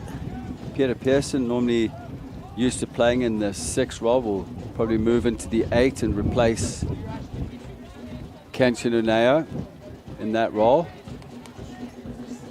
Out there for another Menace throw, and coming off the body of John Gates. St. Charles now with the win will look to get the ball into Gates more often. Weren't able to do that very much in the first half. With the characteristics as well of, and the profile of Peter Pearson, if you want to secure the game, you can easily just slot him into a double 6 there with Katlego Mashego. He's used to that role. Ball played in, looking for Pearson. Manduzio. Caceres. Caceres the shot. Capallo does well. One more change for St. Charles. It's Ryan Cadu coming into the game, replacing Juan Kamal. Sorry. Cadu coming into the game, replacing Iwao up at the right. And then will be Bartoni playing the 9 and pushing Karolchek back into the spot where Juan Kamal was at the 10. I'm very surprised about Iwowi. I thought he was effective in the first half. Looked dangerous. Probably should have had a goal, and that's the interesting part about this the first half is that the Menace probably think that they should be up 2 or 3 at this point. St. Charles probably think it should be equalized with a wow chance. Wagner to Bartoni. Karolchek into Cadu. Cadu dispossessed. And O'Dews does well to clear. Sarah's winning it away from Wilson.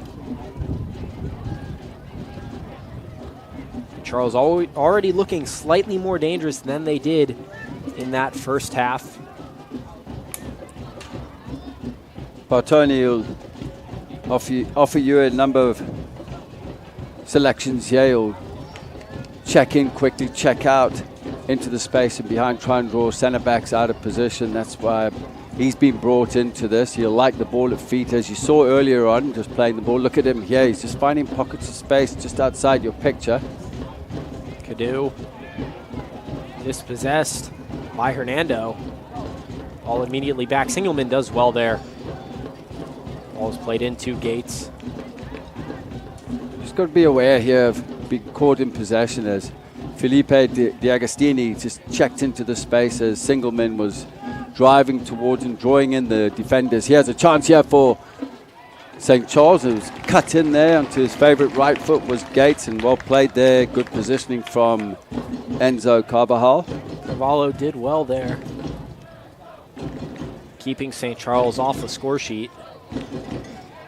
Carvalho's positioning was perfect as Gates cut in again onto his right foot. He's dangerous when he does that.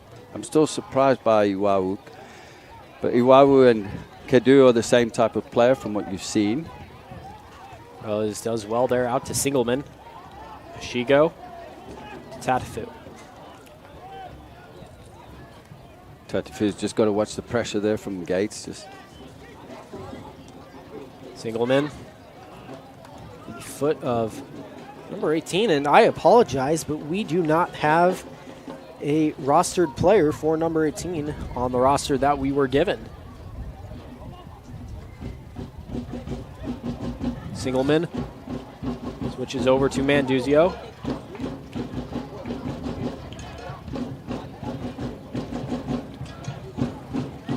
Manduzio just out for a Menace corner kick. Manduzio doing enough there, just driving forward.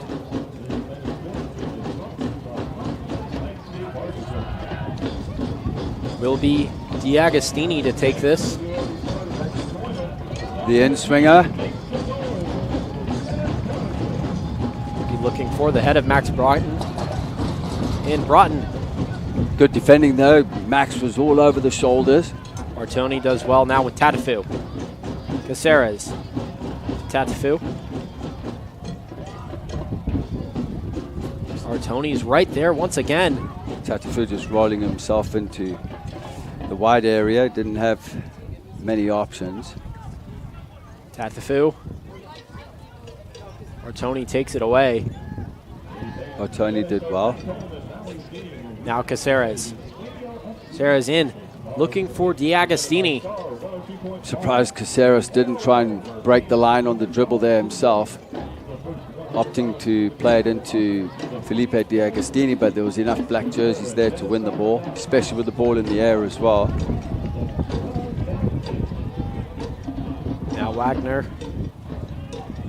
Away Trellis. D'Agostini. Fires from distance, and it's beautiful. Felipe D'Agostini making his impact felt with an absolute screamer to double the Menace's lead. And that was 6 minutes into the half, just like they did in the first half, but sublime piece of skill here from Felipe D'Agostini, cutting in onto his favorite right foot here. As you can see this again, Torres with that ball around the corner. D'Agostini allowed that time and space. You don't allow that Brazilian with the skill and the flair. He will punish you. What a fantastic strike there. Top right-hand corner to the left palm of Capolo. Couldn't do much about it. Felipe D'Agostini opening up his total for the year with the Menace. That goal reminiscent of the goal he scored for Inter in the soccer tournament just earlier this month. But Felipe D'Agostini doubles the lead for the Menace just 6 minutes into the first half. The experience of D'Agostini is booming with confidence. Great finish, great technique. If you're a youngster watching that, look at the precision, the strike, the weight of the strike, bending into the top corner.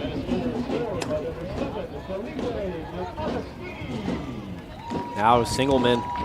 Menace on the ball immediately following the goal. But what a ball played in by Marco Torres on the assist. I mean, the first time pass, he's so good. His awareness of where players are. He finds the players, finding him with the first time pass, to precision, finding the correct foot to go forward.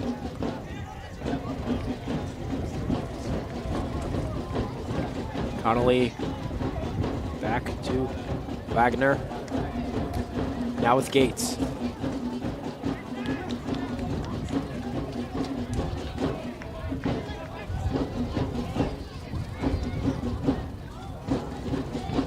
Ball played in for Bartoni. Carroll check. Now with Wagner. Connolly. Bartoni. Bartoni sneaking in on the far post, heading the ball across the penalty area. Into Kedu. Kedu. Fingertips saved, I believe. Enzo Carvalho does well. Either a fingertip save or it was just looked to be Brandon Seal there. Braden Seal on that header. The ball played in and just unable to force it towards the back corner. It was a lovely ball played in. I believe it was Wilson, the center back, I think that got on the end of it. But what a ball played in by Gates. Just getting that ball again onto his right foot. Perfect precision. Technique in the pass. Bending the ball in. And then Wilson just guiding it past the far post. Enzo just watching it go by. St. Charles played off that free kick quickly. Gates. Bartoni to Carroll check. Carroll check Bartoni. Shigo does well to clear. Now Cadu. Wagner.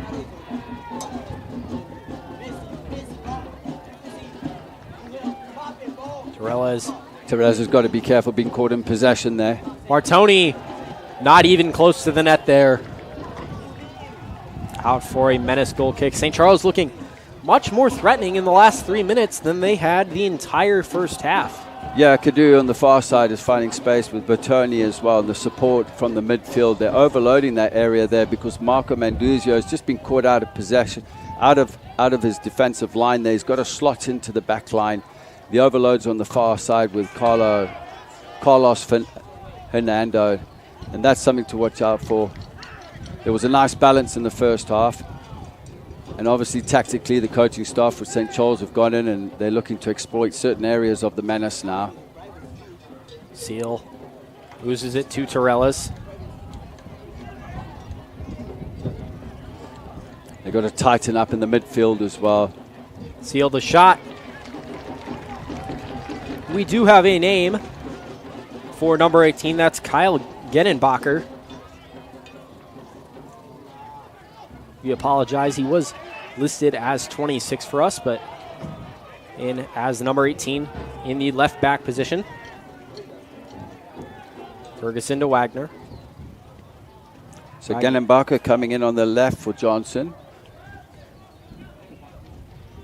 Kadu. He does well, and then Mashigo's right there.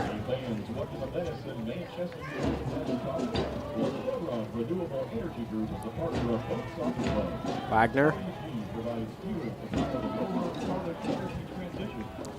Back to Ferguson. See Noah Singelman also dropping a little bit deeper defensively. Good call on the offside because Tatafu was a little bit out of position, but it was well manifested there by Max Broughton, the leader, the captain, just holding the line. And you can see now what St. Charles are looking to try and do is hit the wide areas on the diagonals. Noah Singelman is a natural defender, can play at right back. I believe preferred at right centre back. He can play in the midfield where he's played as well for the Menace as a 6.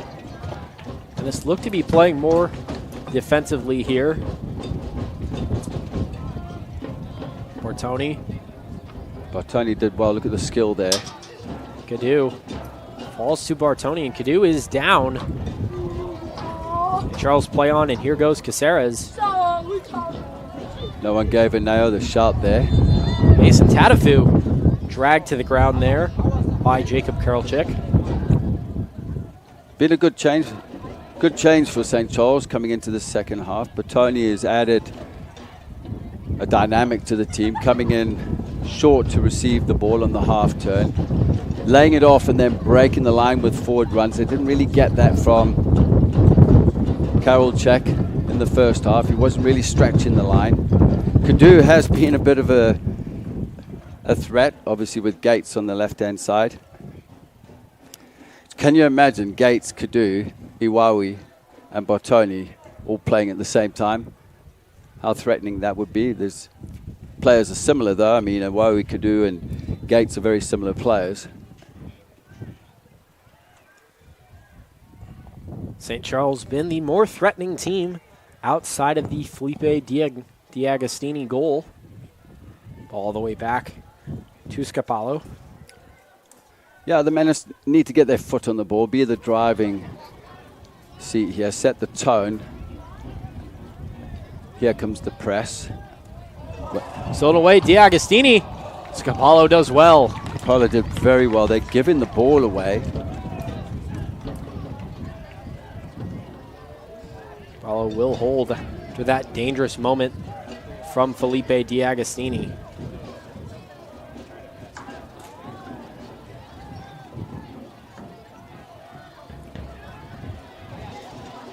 Scapalo finally takes the hit. Up to Kadu. Under a bit of pressure there, forced back, which is what the Menace want. It's a great turn there in the midfield. Wagner out off the foot of Manduzio there. St. Charles getting significantly more forward in this second half. An urgent energy here from St. Charles. You can see Wagner up in the tempo here, but Tony's just come on. You just see a sense of urgency now within the St. Charles team that we never saw in the first half. Ball falls out for a Menace goal kick. You mentioned St. Charles being much more urgent, and it'll just take one goal to really flip this game on its head. It's commonly said 2-0 is the most dangerous lead in soccer. Well, it wasn't for Enzo Cavallo. 2 minutes after the Menace scored the second goal, that fingertip save was critical.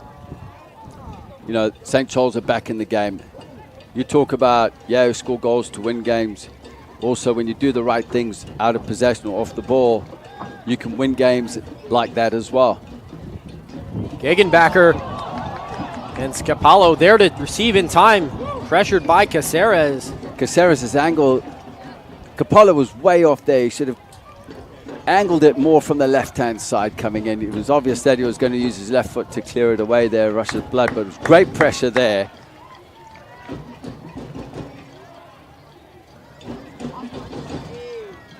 Wagner did well there to take it away from Manduzio. It's Gegenbacher's first game tonight for St. Charles, and would have been an unfortunate start for him had that ended up in the own goal. Tatafu stepping up. D'Agostini. The hit. D'Agostini just wide. The chance to double his total on the night goes begging. Misplaced pass. Well read by Tatafu, stepping in to play a first-time pass. Didn't take a touch. Saw the run of Felipe D'Agostini. Played it off the shoulder into his path. Perfect pass. There was the option for the cutback with the runs into the penalty area. D'Agostini saw the angle of the goalkeeper. It was acute. It's a tough one. But he's oozing in confidence. I don't blame him. Gegenbacher over to Wagner. Wagner brought to the ground by Peter Pearson. Peter Pearson just going the wrong side to win the ball. Wagner. Menace sitting in now in 5-4-1, 5-3-2. That's how they'll defend. They'll get the 5 on the back line, the wing backs. Karelchek. Wagner. The Gegenbacher.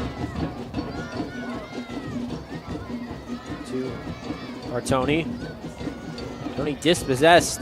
Singleman does well there. Both Connolly and Gegenbacher were high up the field. And see a similar role, just slightly different player profile. Kyle Gegenbacher, the long throw-in. And the save there from Enzo Carvalho. Off the shot of Seal. Enzo Carvalho standing on his head in this second half. Another great save there from Enzo Carvalho. Look at this throw here from Gegenbacher. We spoke about this before the game. Look at the touch here. What a great touch. We believe that was... Looked to be Seal, Braden Seal. Braden Seal had images of Bartoni. Gates there. Karelchek. Karelchek the shot. Singleman doing well. Falls to Wilson. Bartoni.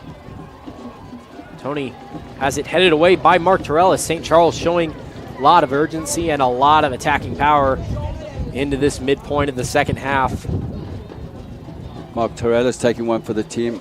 I tell you what, sense of urgency in defending. Enzo Carvalho saw that late, but the time to bring that ball down and get the shot off from Seal wasn't good enough.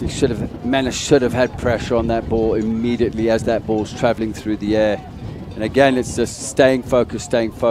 You said this earlier, Thomas, it takes one goal. We always talk about that. If the Menace get the third, they could be the Seal. But obviously, you don't want to speak before the chickens hatch at this point. Header went off. Gegenbacher. Falls to Seal. I can see why Karelchek has been brought into the midfield just to add that physicality there with Mark Torellis as well. It's been a very good tactical switch here from the coaching staff of St. Charles and Kadu and bringing in Bartoni. Bartoni is definitely impactful. Kadu as well, but then dropping Karelchek in to deal with players like Mark Torellis. Try and keep him quiet so that St. Charles can get back in the game as Tatafu just slows down to take the throw. But going back to Noah Singleman, he's a natural defender, so that's also a good choice here on the right for Kenyani as the game draws on, and Peter Pearson as well can play in the 6 as well if you want to lock the game up. Pearson over to Manduzio. Menace on the attack. That ball played in. It's a foot race between Scapoli, D'Agostini. Scapoli deals with it poorly. D'Agostini the shot, and it's in. D'Agostini doubles his total off the Andrea Scapoli mistake, and it makes it 3-0. You were just talking about it being 3-0, Justin, and it is. Yeah, but you know, we talk about the transitional moment where St. Charles were just caught out there Give up your golf now, Felipe. Stick to soccer. That was definitely a slice, but what a perfect finish this was, an acute angle. Keeper coming out. I'm surprised Capello didn't come out to clear his lines, but that was an acute angle, especially with the defender coming in to cover as well, Ferguson, to actually pinpoint that with technique inside that near post was tremendous. But it was the ball from the far side, I believe, from Marco Menduzio. Pinpoint. I was just about to question it because he had the run into the channel from Ciceros. Capello was playing a high line, misjudged it. Not sure if he got confused with the lines, but that press from Felipe D'Agostini was absolutely fantastic. Puts him 2 on the night. 2 on the night, and both have been very well done from Felipe Agustini. That ball played in for Gates as St. Charles looking to get onto the score sheet. Broughton does well, winning it away from Seal, but goes out off of Broughton. Genenbacher. Wagner. Wagner from deep. No trouble there for Enzo Carvalho.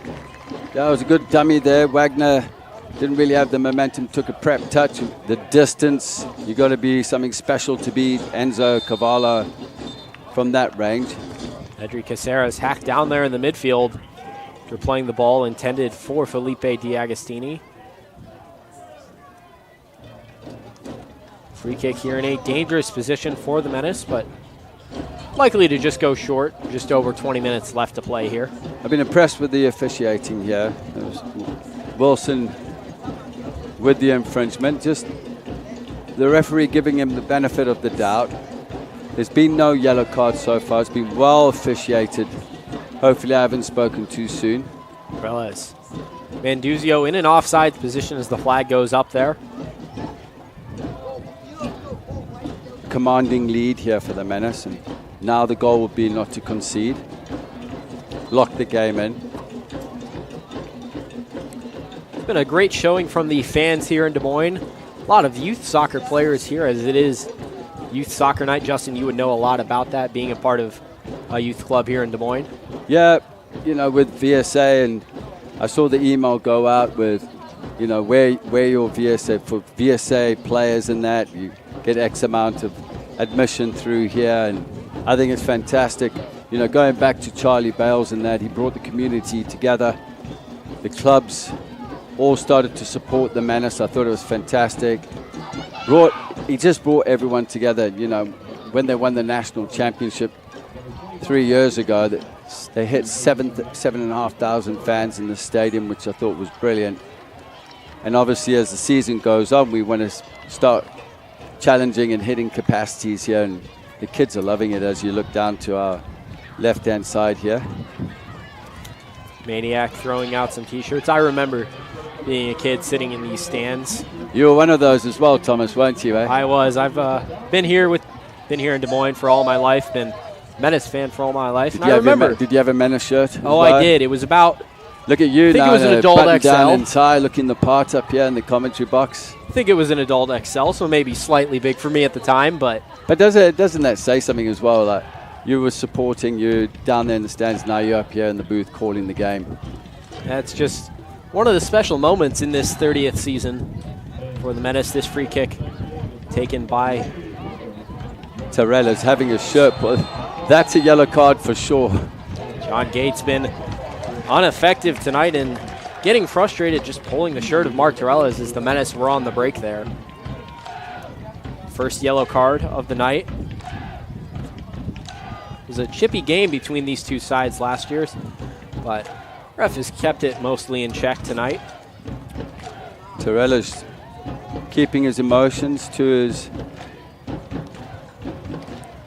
within him and not overreacting. It looks like we're going to have some more changes here. More changes, and it looks to be the hydration break. I was going to say, is the whole team going off here? No. It's about 25 minutes into this second half. I get the hydration breaks. Honestly, I do.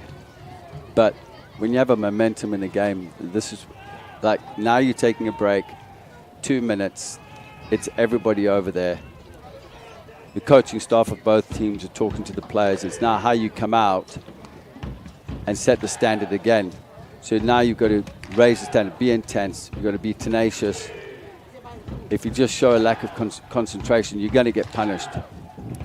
Looks to be one change coming on for the Menace. That will be Ezekiel Padilla. Padilla scored just a week ago in the friendly against the ITL All-Stars to open his tally for the year. Change also for St. Charles. It will be the goalkeeper being replaced. Will be Greg Lamadou coming back into the game. So we had Lamadou down as starting today. They threw us a bit of a bone here, keeping us on our toes. It was actually Capolo that started. Padilla's coming in. And it looks like he's going up front. Yeah, so Edri Caceros is going off. He's done remarkably well here. He's combined well with D'Agostini. So he'll go up front and partner D'Agostini, who's on a hat trick and would have been really frustrated if he was taken off. But he won't be, and he'll possibly get the chance to complete that hat trick. Just over 15 minutes left to play. Menace leading 3-0. Really have this game at hand in the moment, but it could flip in an instant. That ball played in deep for D'Agostini.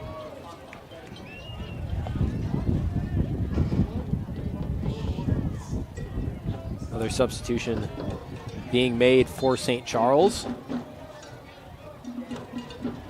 The number 25, Timothy Smith, coming into the game. It's on near side, left-hand side for St. Charles.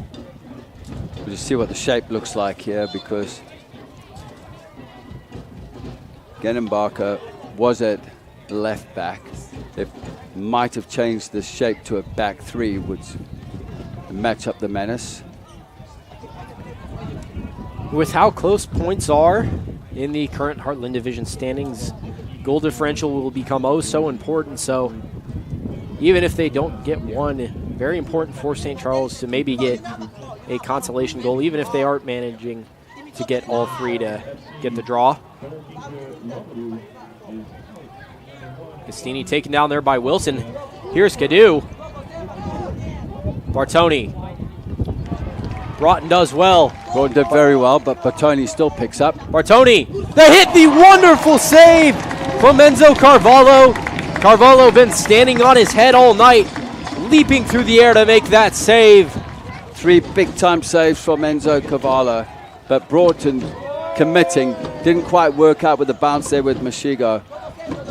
Hernando was just off looking for the block, but what a fantastic save there from Enzo Carvalho. Enzo Carvalho does phenomenally there.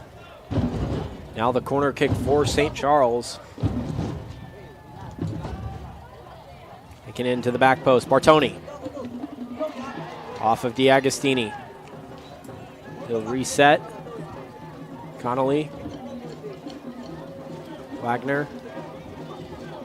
For Seal. Seal driving in.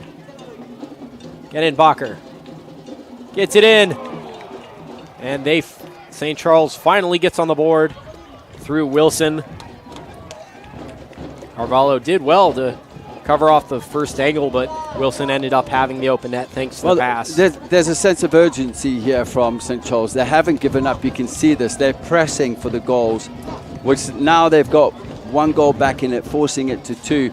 But there was Genenbacher on the far side, playing the ball, and that's commitment. But look at the marking. The marking is questionable. I know Troy McCarroll won't be too happy with that. You've got to stick with your markers. Now it's back to the game plan here with 15 minutes to go. The press is going to come in from St. Charles.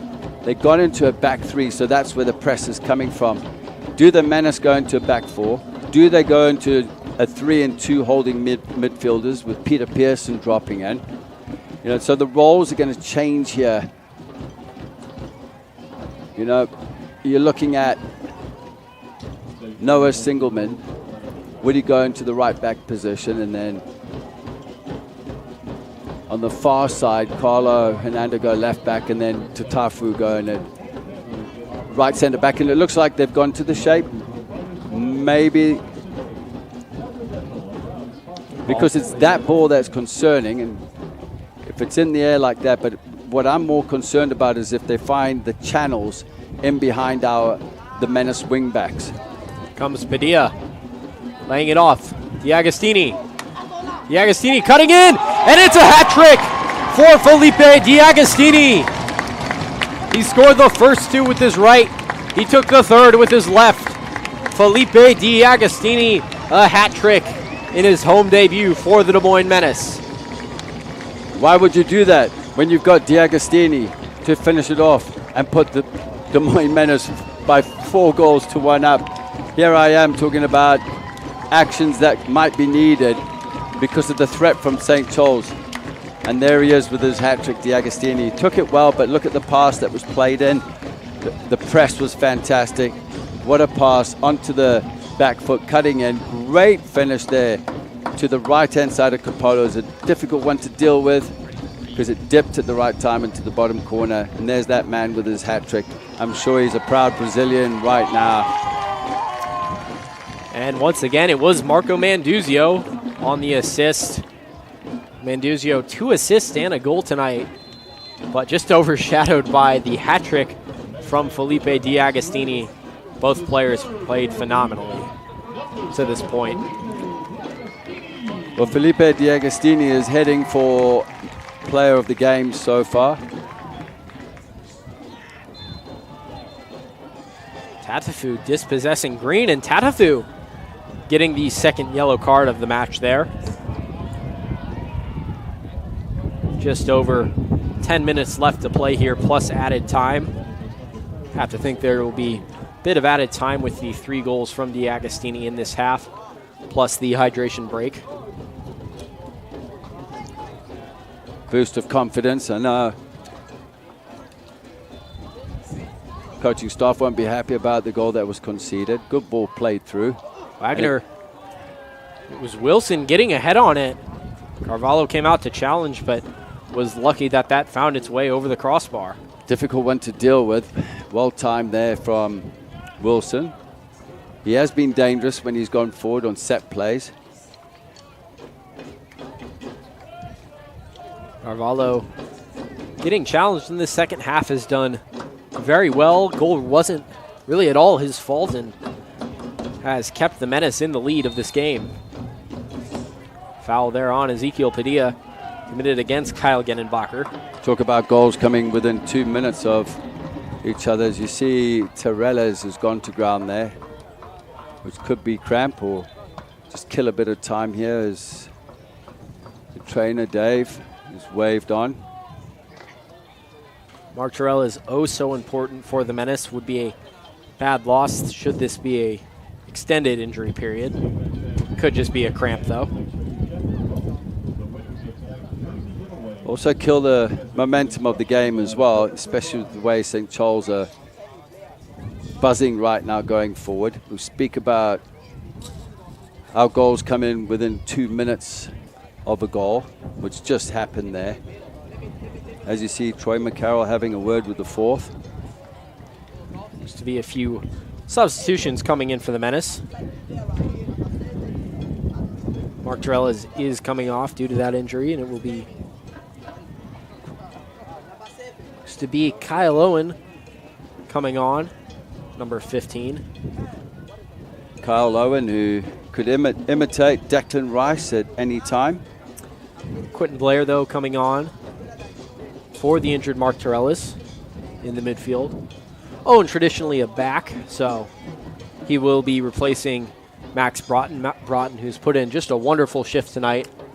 Yes, indeed he has. He's been the captain, the leader tonight for the last 10 minutes, and Kyle Owen will come in at centre back.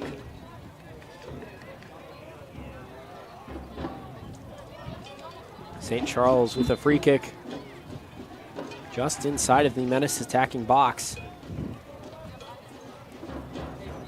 Connolly. Cadu. Got to impact the game right away as Kyle Owen. As St. Charles have 5 players on the line at this point, but Menace containing well. Out of possession, just doing what they need to do. Connolly looking in for Gates. Gates settles, falls to Seal. Seal the shot, deflected away. Owen with his first block in the penalty area.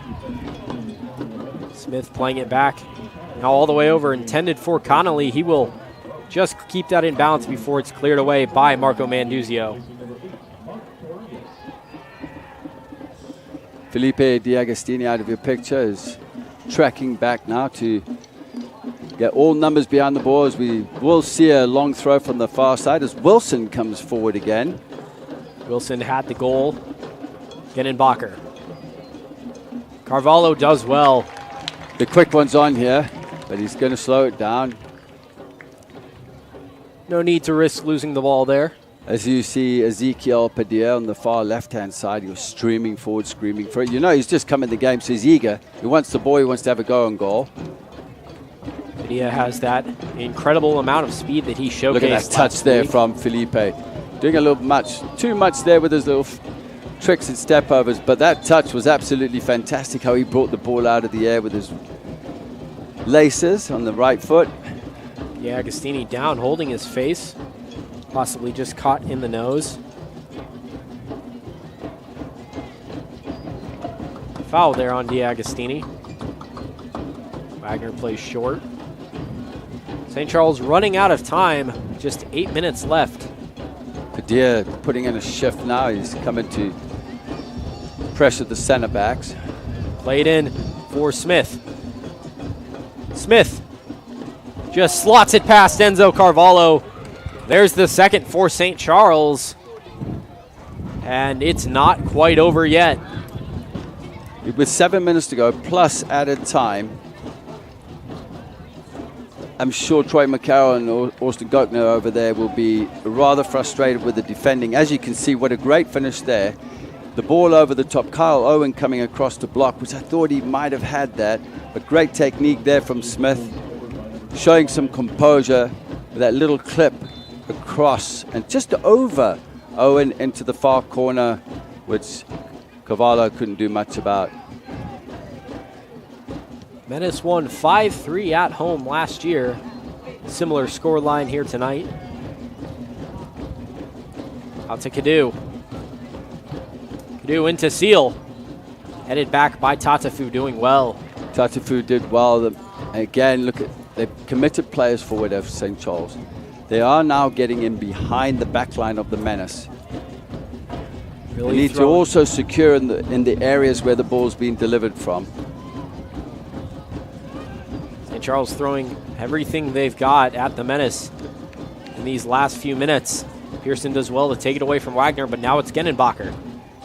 The Menace just need to secure the game, control it out of possession in particular. Connolly. Ferguson. Ferguson the ball in. Intended for Smith. It's a great ball there from Ferguson into Smith. Singleman does well. Deflecting that off the foot of Timothy Smith, out for a Menace goal kick. Smith, the goal scorer of the second goal. He'd be rather frustrated with that. It was a fantastic ball, good control. Tried to get a little tricky there with Singleman by the corner flag. All it would take is one goal from St. Charles to put this game at risk for Menace.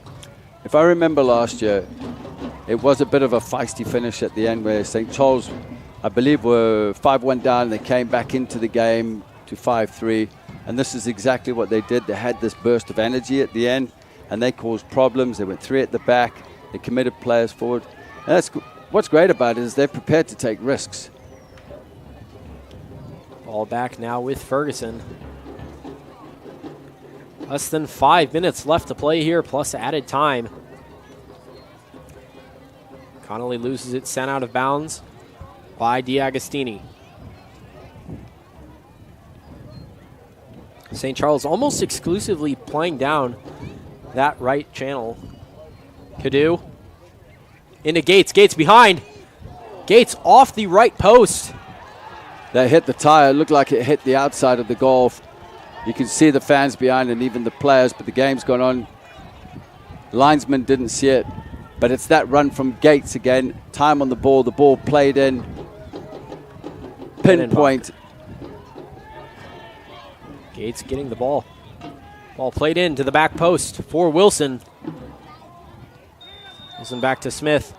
And Wilson was in an offsides position, so the Menace, it's no harm there off the It's a different angle from call. here, but it did look like it came off the tire of the goalpost on the outside. But it was at such pace. When you look at this, but what a ball from Kadu into Gates. So fast. Absolutely, yeah, it's so quick, off the shoulders, right. The timing, arriving in the space at the right time, not even to take a touch, but just to finish it, try and finish it first time. I thought he would have gone across Cavallo's right-hand far post, opted for the near post. Padilla taking it away here. Reclaimed by Seal. Seal in. Comes Kadu. And Manduzio does well to clear that out of bounds. I tell you, Manduzio had to get that touch, and he wins the throw-in as well on the far touchline, but that was critical because Kadu was through. What a ball that was played from Seal outside of the right foot. Perfect. There's been some really good technical points in this game, apart from 2 yellow cards. It's been free-flowing. The officials done really well. Ball cleared away. Now up to Padilla. Padilla taken to the ground by Wilson. No call. Ball played in for Smith. Could have been dangerous.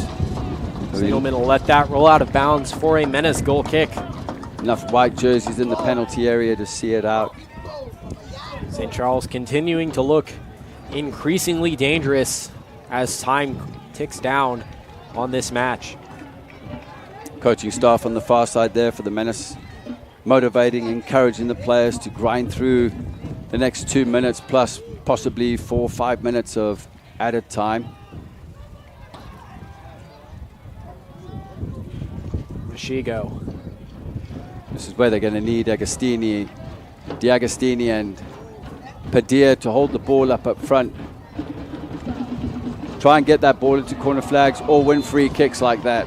Interesting not to see the advantage played as Padilla was just shoved to the ground there by Ferguson. Interesting not to see a card there either. You can see the foul was drawn, just the shove, slight knock in the back.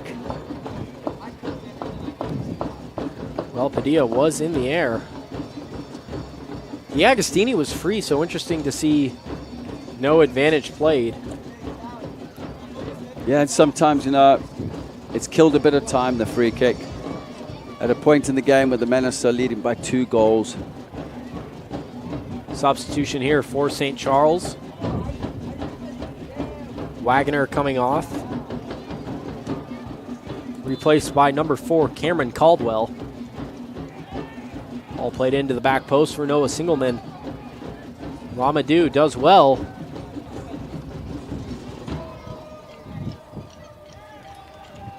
Good defending there. Is headed out by Kyle Owen. Seal looking to find Bartoni. And that was Owen again at centre back, just clearing the lines. And that's just what the Menace need. They don't need to be turning and chasing. What a lovely little flick there into Bartoni. Bartoni. Seal looking to flick it on. Cleared away by Manduzio. Caldwell out wide for Connolly. Cross. Connolly looking to put it in. Caldwell now. Got numbers on the far post. Good defending again there from the Menace. Manduzio does well. Connolly resets to Ferguson. Ferguson the ball into Wilson. Singleman just being caught the wrong side there of Smith. Good Kyle enough Owen though. Sends it out. 6 minutes of added time to play. Plenty of time, just being 2 goals down for St. Charles to get back into it. Goes out for a throw-in, and those long throw-ins, St. Charles already been so dangerous on them. Will be Wilson to take.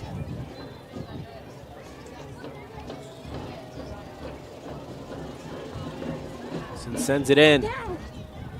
Headed away by D'Agostini. Just did enough. Pearson clears it away. D'Agostini has space. And he has Padilla. Plays it forward to Ezekiel Padilla. Great technique as D'Agostini got clattered on the far side. Surprised not to see the call there. Now Padilla gets the call as the yellow card assessed to Wilson for the foul committed earlier on D'Agostini. Second yellow. Great ball from D'Agostini into Padilla. Padilla was buzzing forward. That's the type of player he is. He likes to get the ball on the back foot. Some people say the front. I prefer front because you're going to goal, but I get it. The ball further, the foot furthest away from the ball, and that's where he drives at you. Well, we know Felipe D'Agostini has quite the shot on him. It'll be interesting to see if he goes for it, but rather gets the tap in from Padilla. Now Caldwell. Purdue has it stolen away and immediately set down the field out of bounds for a Menace throw-in. Menace now plenty of time to tick off the clock. Will be Manduzio to take on the far side.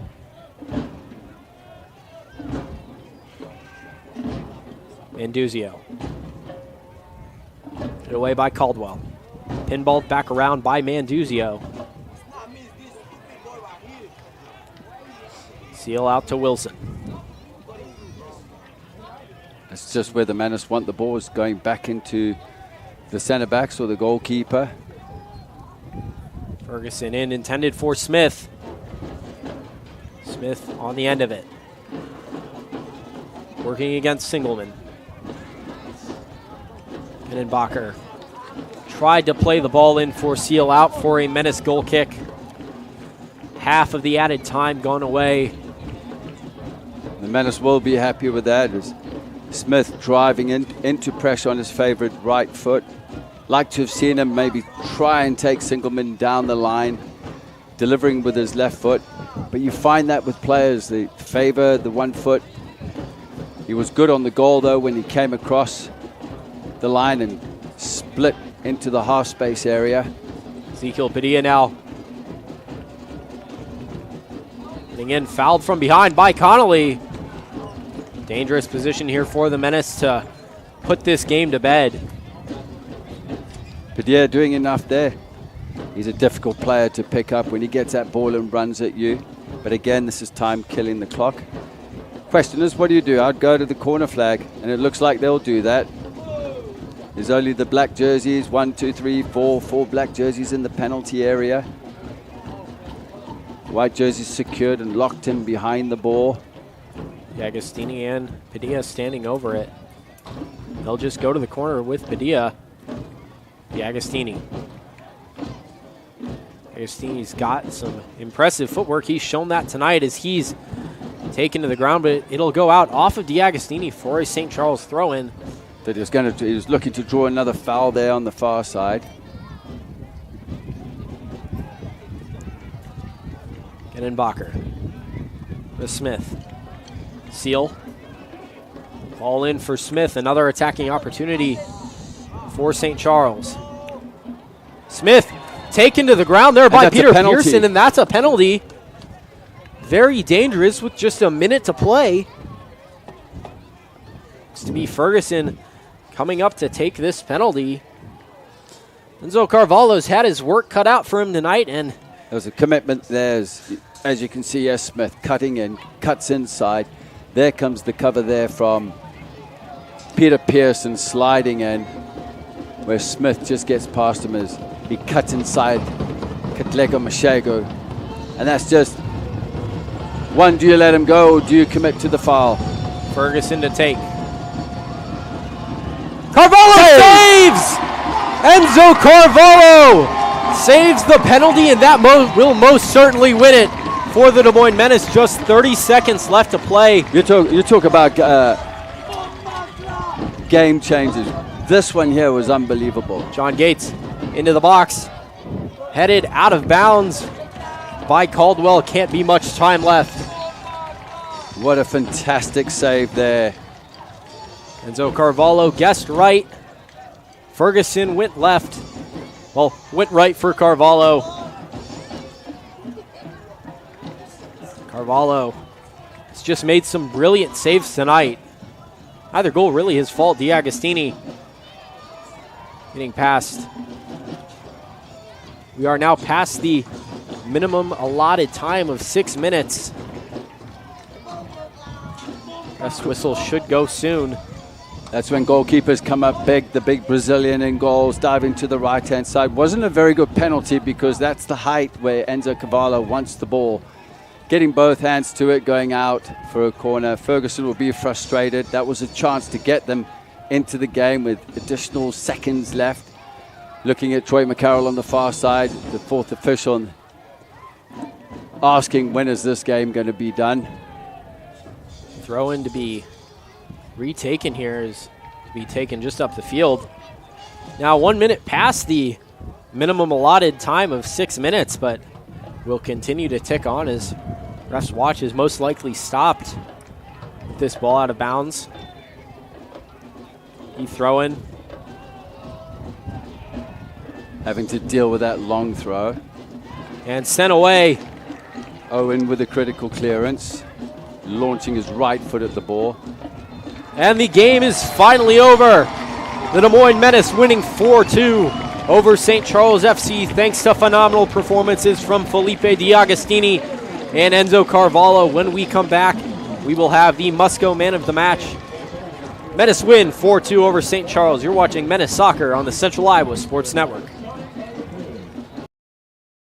Right now at DeArmond Ford Indianola, save big on new Ford F-150s. Get 1.9% for 72 months, plus up to $10,000 off MSRP. The game-changing new Ford Bronco with up to $3,000 off, including Conquest Cash. All month long, new Ford F-150s, 1.9% for 72 months, plus up to $10,000 off sticker. The all-new DeArmond Ford Indianola, just minutes south of the metro. DeArmondFord.com.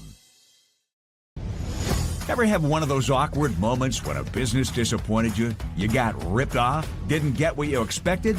The Better Business Bureau can help you avoid these uncomfortable situations. BBB accredited businesses are honest, ethical, and reviewed annually by the BBB. Don't experience another awkward moment with a bad business. Trust the ones that operate with integrity. Look for the BBB seal. It's the sign of a better business. And find a better business anytime at bbb.org.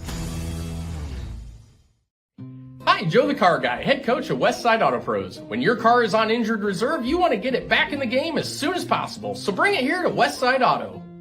I have the team of experts that can fix every automotive injury, whether it's a fractured joint, a broken part, or if your car just got its bell rung. We'll do a complete physical to make sure your car is game ready for the entire back in the starting lineup in no time. Hey, you guys are dogging it out there. Move it, move it, move it. Hi, I'm Chris from Fireplace Superstore. Outdoor furniture season is here and we've got you covered with the best selection in Central Iowa. We're featuring Poly Furniture by Berlin Gardens. Once you've seen the fit, finish, quality, and materials of Berlin Gardens Poly Furniture, it makes everything else look like it was built in somebody's backyard. We also have Iowa's best selection of aluminum, wicker, wrought iron, cushion, and sling. Fireplace Superstore, just west of Homemakers at 109th and Douglas. And welcome back to Des Moines Menace Soccer on the Central Iowa Sports Network. Thomas Campbell joined alongside Justin Vorster as the Menace have just beaten St. Charles FC 4-2 thanks to a hat trick from Felipe D'Agostini. But right at the end of the game, the hero was Enzo Carvalho saving the penalty from Mitchell Ferguson. We'll take a look at that here. Ferguson set up, took it left, and Carvalho guessed right. Manages to get to it. And just a brilliant performance all around from the Menace tonight. Justin, what did you see and who's your man of the match? Well, Felipe D'Agostini with the hat trick. But you look at the all-round performance, Carvalho came up huge in the second half. 2 fingertip saves back-to-back. The penalty save that could have brought St. Charles back into the game. But credit to the rest of the guys that fought hard, and also to St. Charles who never gave up. They were tenacious going forward. They caused problems. The tactical changes they made with the overloads in the midfield were absolutely fantastic. The Menace held on, 3 points in the bag at home. Another one next weekend. Well, the Menace win 4-2 thanks to the hat trick from the Musco man of the match, Felipe Agustini. He scored 2 brilliant goals, two with his right, one with his left, and had the tap in off the mistake from Andreas Scapallo. That will do it for us here tonight, but we will be back next week as the Menace take on Sueno FC for the first time at home. The Menace defeated Sueno 3-1 earlier when they played them away. Menace win 4-2 from Justin Vorster and Thomas Campbell. Thank you for watching. You've been watching Des Moines Menace Soccer on the Central Iowa Sports Network.